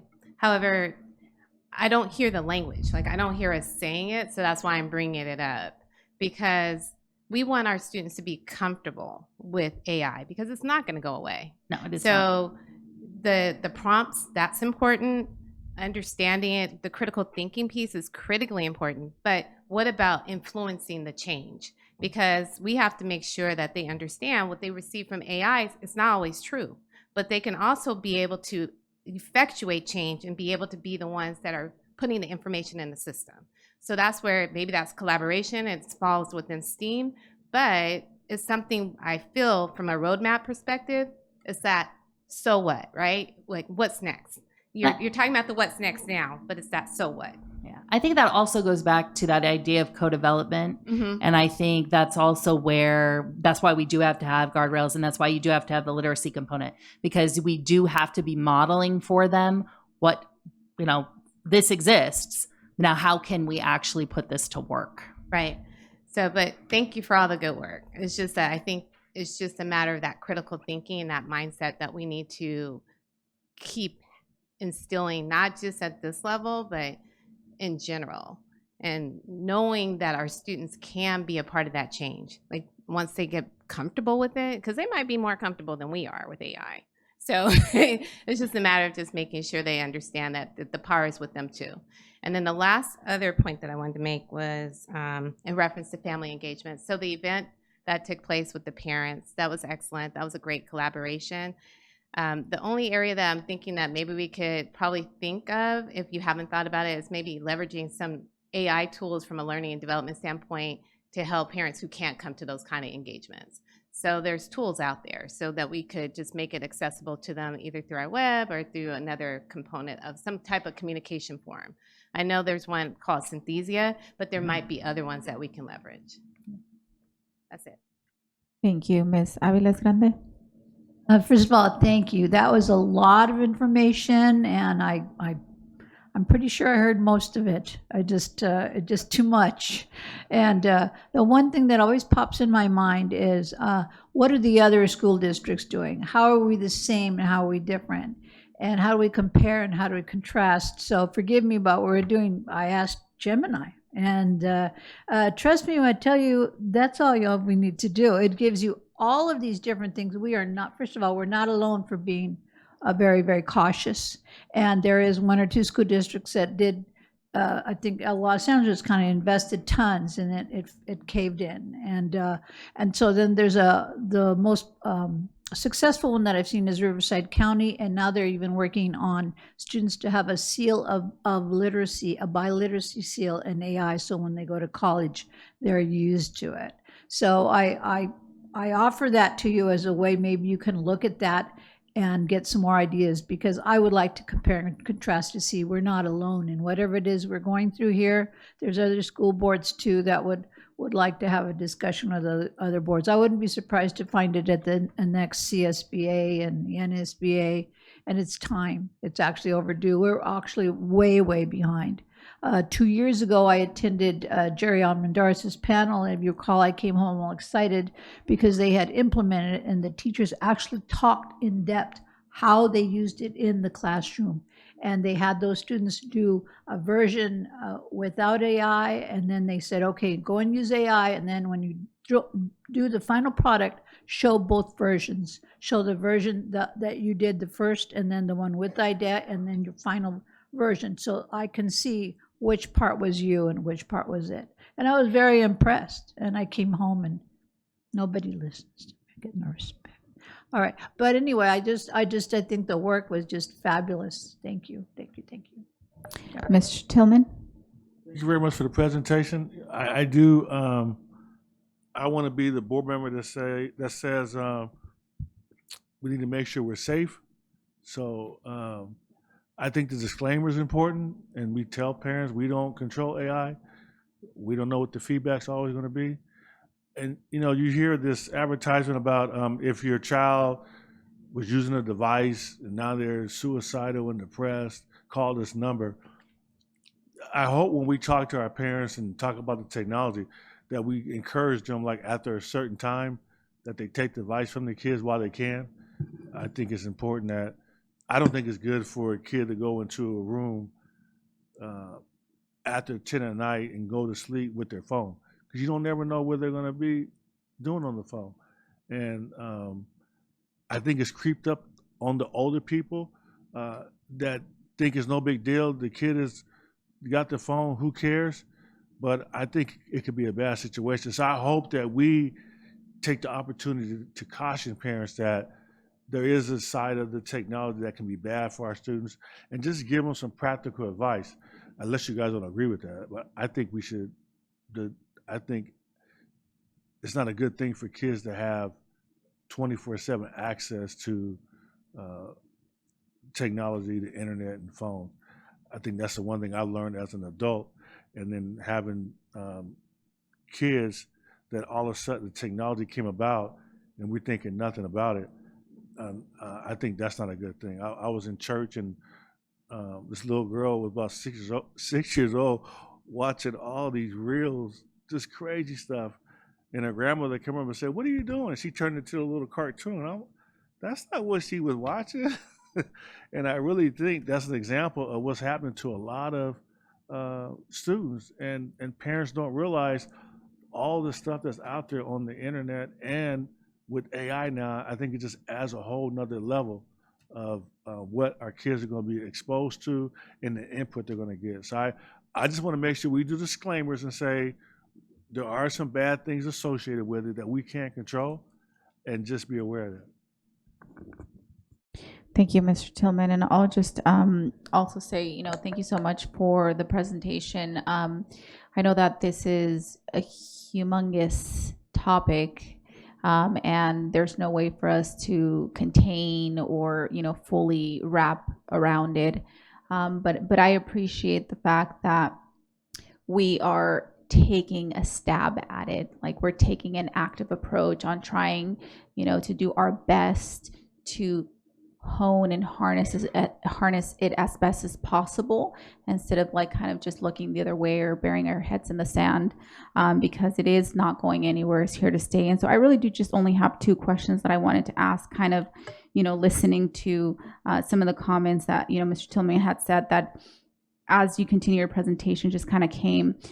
So how do we monitor, if we do, how do we monitor external use in student and staff? So I know that, in the presentation, the recommendation for responsible use is the district approved only, apps or AI tools. But do we have a way to monitor external use, and how do we do that? So that is something that Mr. Wright is working on out of IT, and that is some work that they have been actually doing with family engagement and a number of other tools to help our parents be able to track those things externally so that there is kind of that digital citizenship conversation going on. And so, you know, I'm happy to give you guys more information about what those tools are and what they do. We can put that in a Friday update for you. That would be great, because at the very least, the devices that we make accessible to students, like those should have definitely guardrails around them. Any personal private device that students utilize is completely out of our control. However, you know, going back to Mr. Tillman's point, you know, the education to parents around, you know, safe usage and, you know, the pros and cons of just technology, just not just AI, but technology as a whole, you know, even for younger children, you know, at what age should they start exposing them to, you know, the utilizing of a phone. I know that there's research that says that, you know, technology doesn't cause ADHD. There's no causation, but there's definitely a link, you know, between ADHD and early exposure, early use of phones or scrolling and things like that. So definitely making sure that we are providing that information and bringing awareness to parents so that they know this information. And the other question that follows my first question, when we do confirm that, you know, violations have occurred either by students or staff, what is our response? What do we do? So for staff, that would follow your regular progressive discipline around what the violation was, and that would actually be supported by our employee relations office, depending on what that level of egregiousness was. For students, that's the same process that we would follow with any kind of student behavior. That's something that our counselors, our teachers, our vice principals work with, conversations, learning what went wrong, how do we fix it, is there consequence depending on the level of severity of what it might be, and that looks different across the system, and that looks different for different age levels of students. But really it goes back to this idea of digital citizenship and really helping both our educators and our students know what the guardrails are, know what's safe, what is not, and how do I live within those guardrails using technology. Thank you. Well, that's all my questions. I appreciate it, and I'll turn it over to Mr. Santos. Thank you. Yeah, I had a couple of questions and I lost my place here. No, I'm assuming we have some guardrails and our teachers can keep track of some of the things that the students do on their computers, not everything. To the parenting piece, you should see my bedroom at night. I have about 5 Chromebooks, couple phones. It is a fun thing when we tell them to turn in their stuff, right? And even my kids will try to find an old iPad laying around somewhere. I have teenagers. So it is parenting and it is tough, but you can collect everything. So, you know, that is a parenting thing. My other question, you know, in the other district that my kids were before a while back, they had something like Go Guardian where the teachers can kind of see. Is that something that we use or don't use? I know there's different reasons why, you know, you use things or what you can't view or view. Is that something we've considered, used before, or it's not a good idea? Or I know our RI team has vetted a couple of different tools like that. There's been some different security questions that have come up as we've kind of looked at those tools. The other piece is we really want the active supervision and the engagement to be with the teacher and not dependent upon those types of tools. We do use Gaggle, which monitors all of our devices and flags inappropriate conversation and appropriate topics, all of those types of things. So we are monitoring what goes on in the technology. Mr. Tillman. Students able to load VPN software? No, they are not. So But they are very entrepreneurial, so you never know. That's my point, because they're able to load VPN. They are very creative, and I think, like Mrs. Alexander said, it's here to stay, and they are learning it. They are younger than us, and they are very entrepreneurial. But I say that to say that's another thing I want to make parents aware of. We have all these tools, but if they load VPN, then you don't see where they're going. they could be going to every crazy site there is out there, and it doesn't show up. So I just want to make sure that the parents know that's a possibility. And what Mr. Santos said in terms of collecting the devices, that's what all parents should be doing. But they don't. And I hope that's in our training. And that's a suggestion. You know, they're going to fight with their kids to do it, but in the long run, I think it's a huge safety practice to collect those devices at night. Thank you. Mr. Arellano? First of all, thank you for the presentation. Thank you to your team for all your hard work and everything that you've put together for the product that we have so far.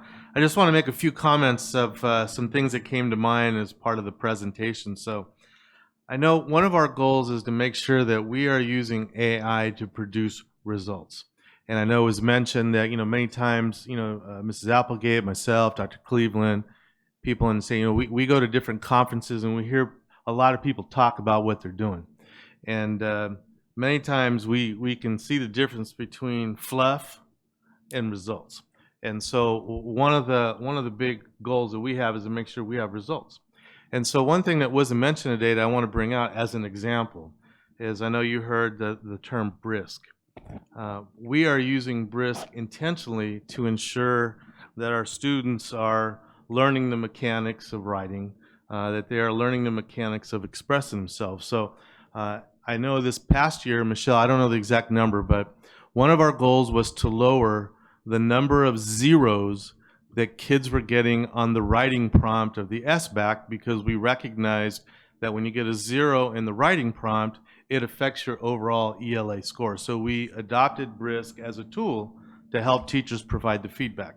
So this last year, Michelle, what was the percentage of zeros that we reduced in our writing based on the use of BRISC? I believe we reduced the number of zeros, and this is, I believe, over a 2-year period, actually, right. 18.7%. Yeah. So I just want to make sure the board knows that we're not just saying we're using AI to be sexy or romantic or trendy, right? I'm saying is we really are using it for intention. So when I hear, these people doing presentations about AI, and they're not showing results. And we are. And so we want to make sure that the board knows that we're using that intentionally. And then the other point I wanted to make is, one of my goals has always been, and I know we share this collective goal, is we want to give kids the opportunities to show mastery of content in ways other than a traditional way of writing an essay or responding to a multiple choice test. And so AI and some of the tools that we have here, and some tools that kids can access beyond our tools. This gives kids an opportunity to show mastery of content in a way that matches their learning style and their learning love, like Howard Gardner did in his multiple intelligence research. Is now we can ask kids, instead of not only writing an essay or not only answering 100 multiple choice questions, how about you create a video, a comic strip, a song, a poem, and this tool provides them the opportunity to use something innovative to show mastery of content, not only in the traditional forms that we are expected kids to do, but also in a way that may be something more engaging to them. So I want to reassure the board that we are also using AI as a tool to provide kids that excitement and engagement to show mastery of content beyond the traditional approach. Then the other point I want to bring up is Dr. Bill Daggett. You may know he's an educational futurist and very world-renowned, and we've tried to get him to come to our management conferences. So far, it hasn't worked out. But one of the comments that he's made, that he's been very emphatic with people in education, is that the one skill we really need to teach our kids to do is how to give AI command. So that a student can continue to learn the depth of something that they are trying to learn, or that out of curiosity they want to go to a deeper level. They have to know how to give AI the command. And as we've heard today, AI is not going away. So we have to make every attempt to try to teach our students and our staff how to use the tool not only ethically, but also as a way to continue to learn at a more profound level. So I want to reassure the board that the guidelines that you see there today, not only for the student and parents, is just to continue that mindset of trying to teach kids how to use this ethically, just like we would anything else, right? And then the last thing I want to bring up, and it was to the point of parameters and guidelines, is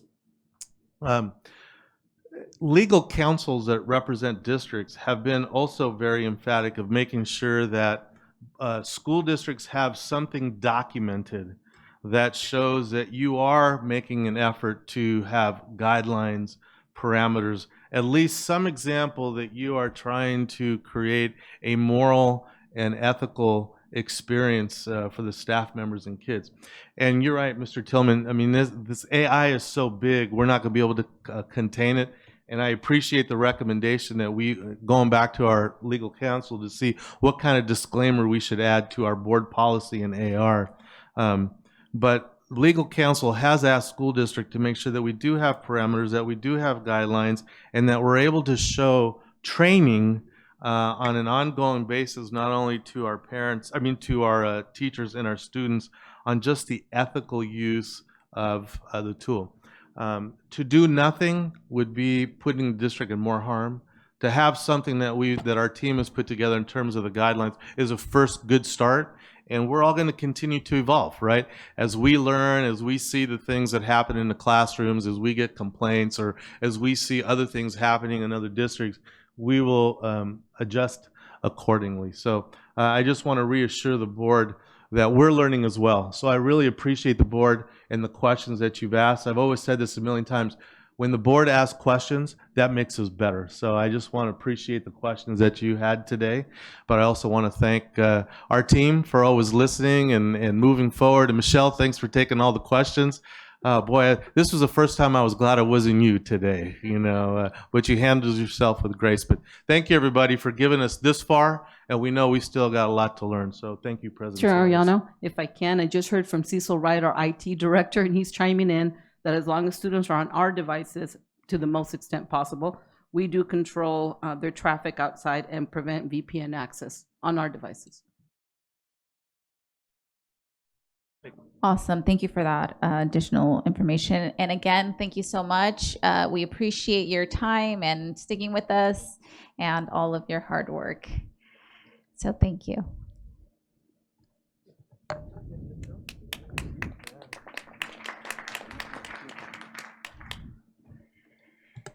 Y'all have a great night.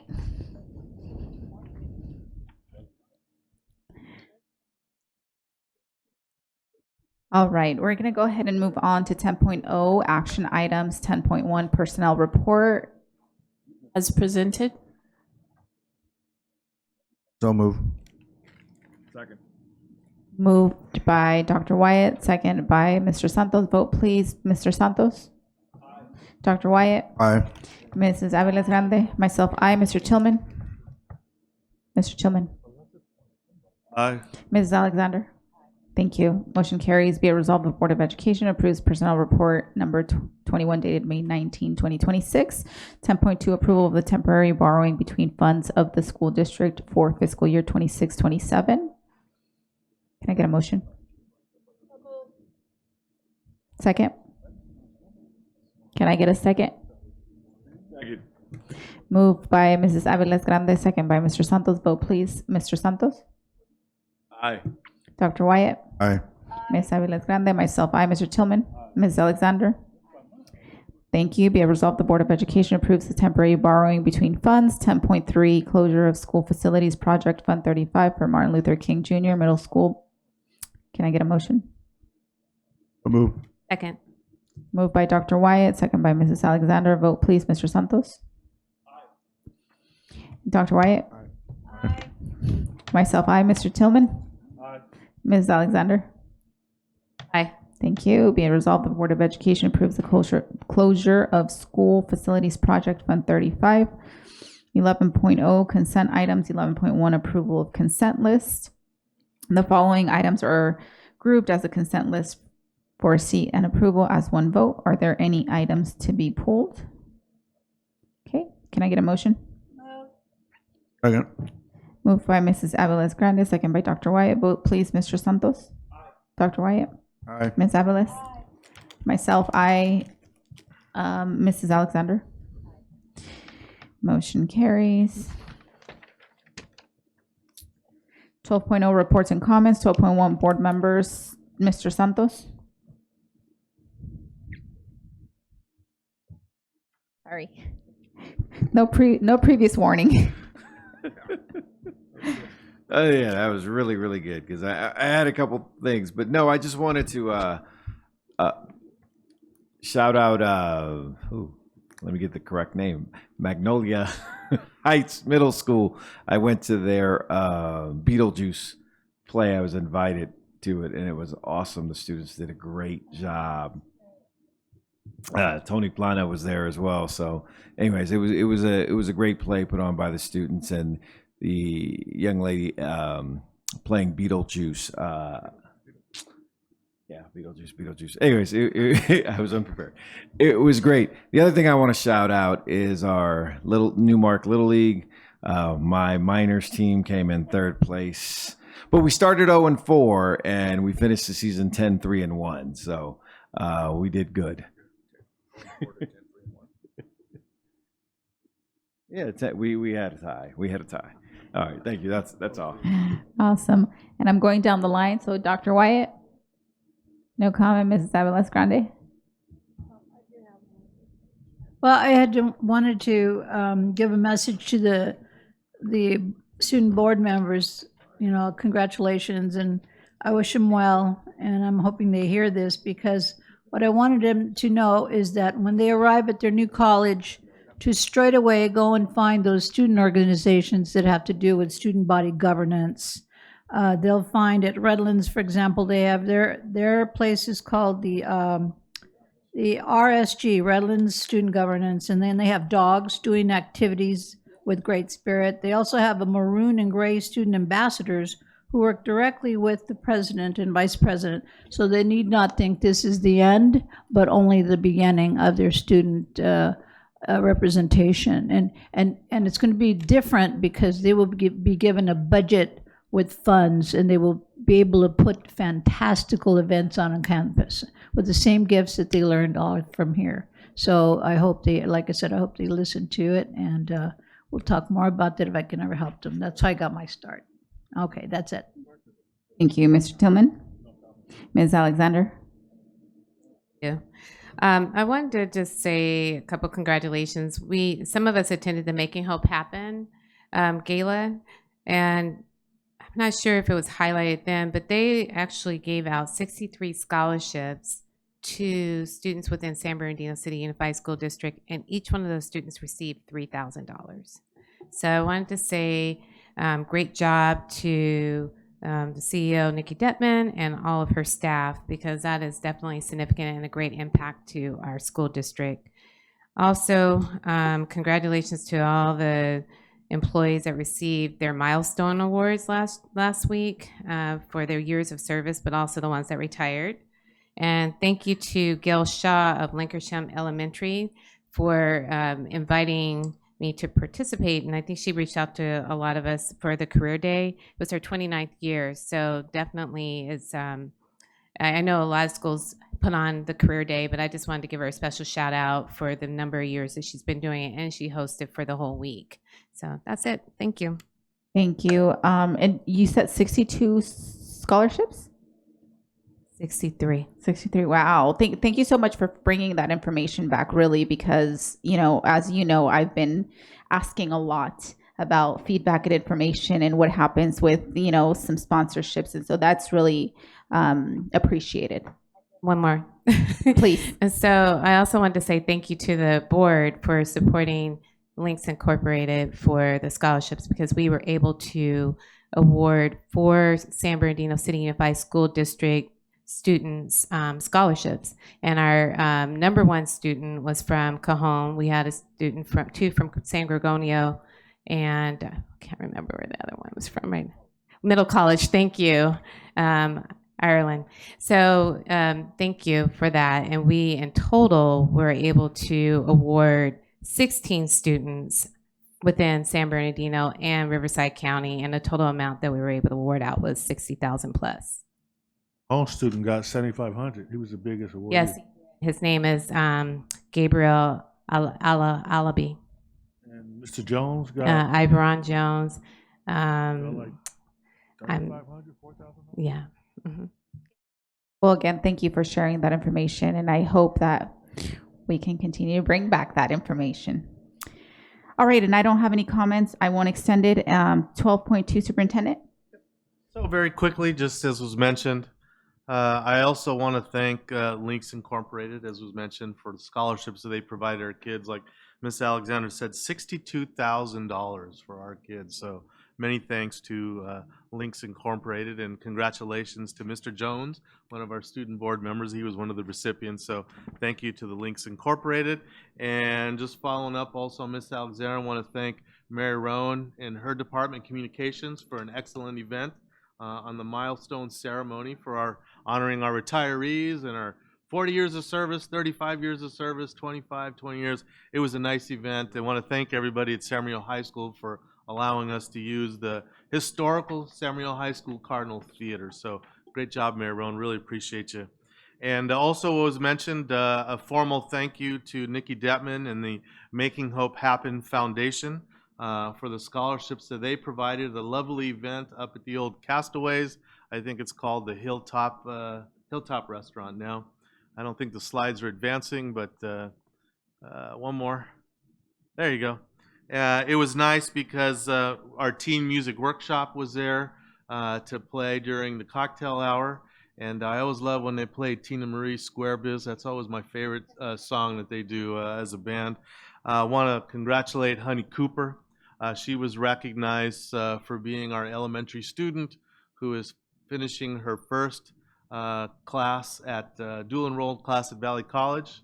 Mia Cooper, her mother sent me a picture today of Honey and her professor. She got a B+ out of the class. So congratulations to Honey. And then you'll see also in the middle, we had a great performance by Vincent Jauregui, who is part of our mariachi group at San Marino High School. So it was a nice event and a nice showcasing of our students. So Nikki Detman and the board there, thank you for your continued support of our students. I also want to commend our San Bernardino School Managers Association. Each year they provide scholarships for our students, and this past year they were able to raise $50,000 from our managers, and they provided 67 scholarships. And I believe their event was last night as well, right? So Thursday night, yeah, last Thursday night. So you see our SBSM board there. So thank you to them and all the efforts that they did in collecting, and to all our managers that provided funds for our kids. Really appreciate it. Next slide.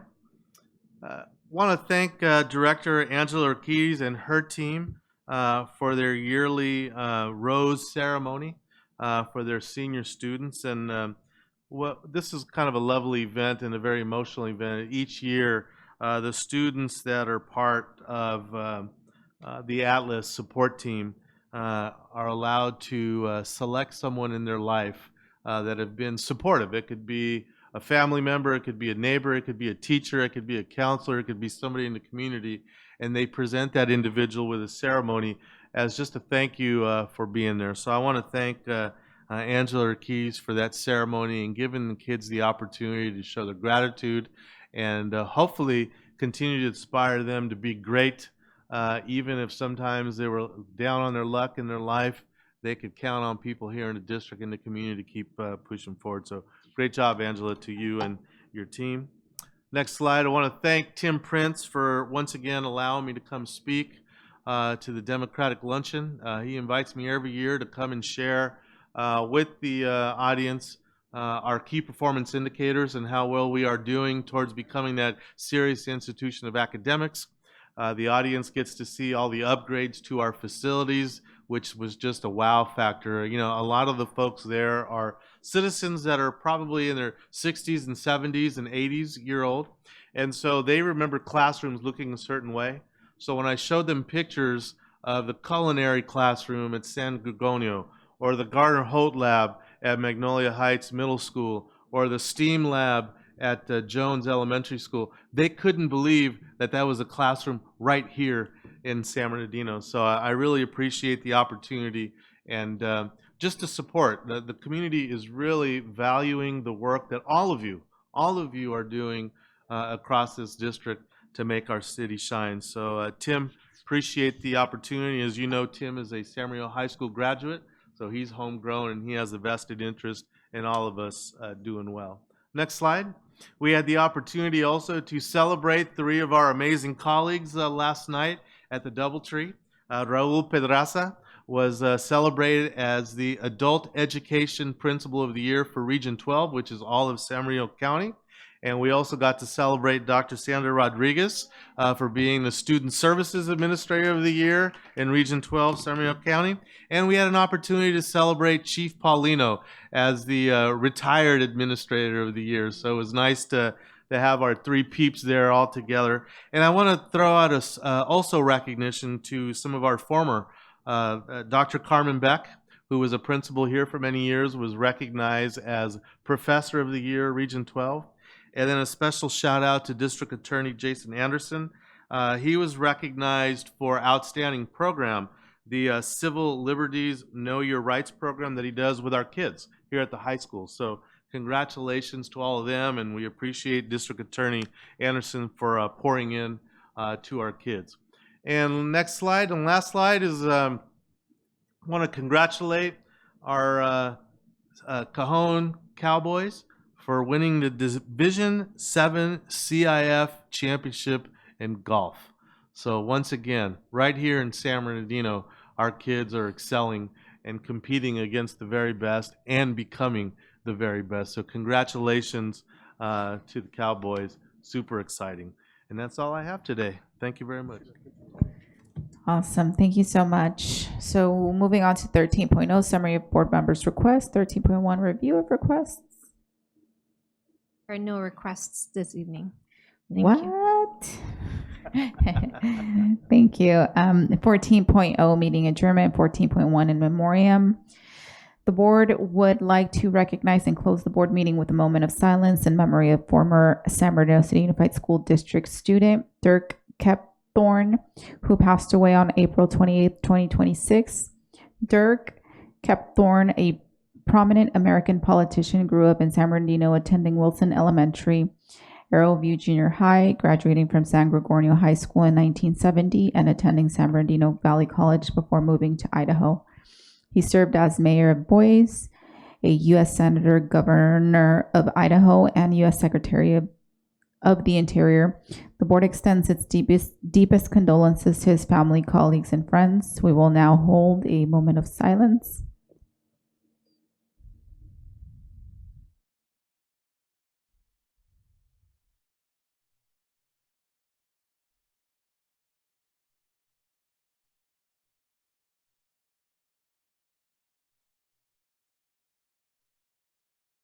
All right, 14.2, adjournment. Call for motion.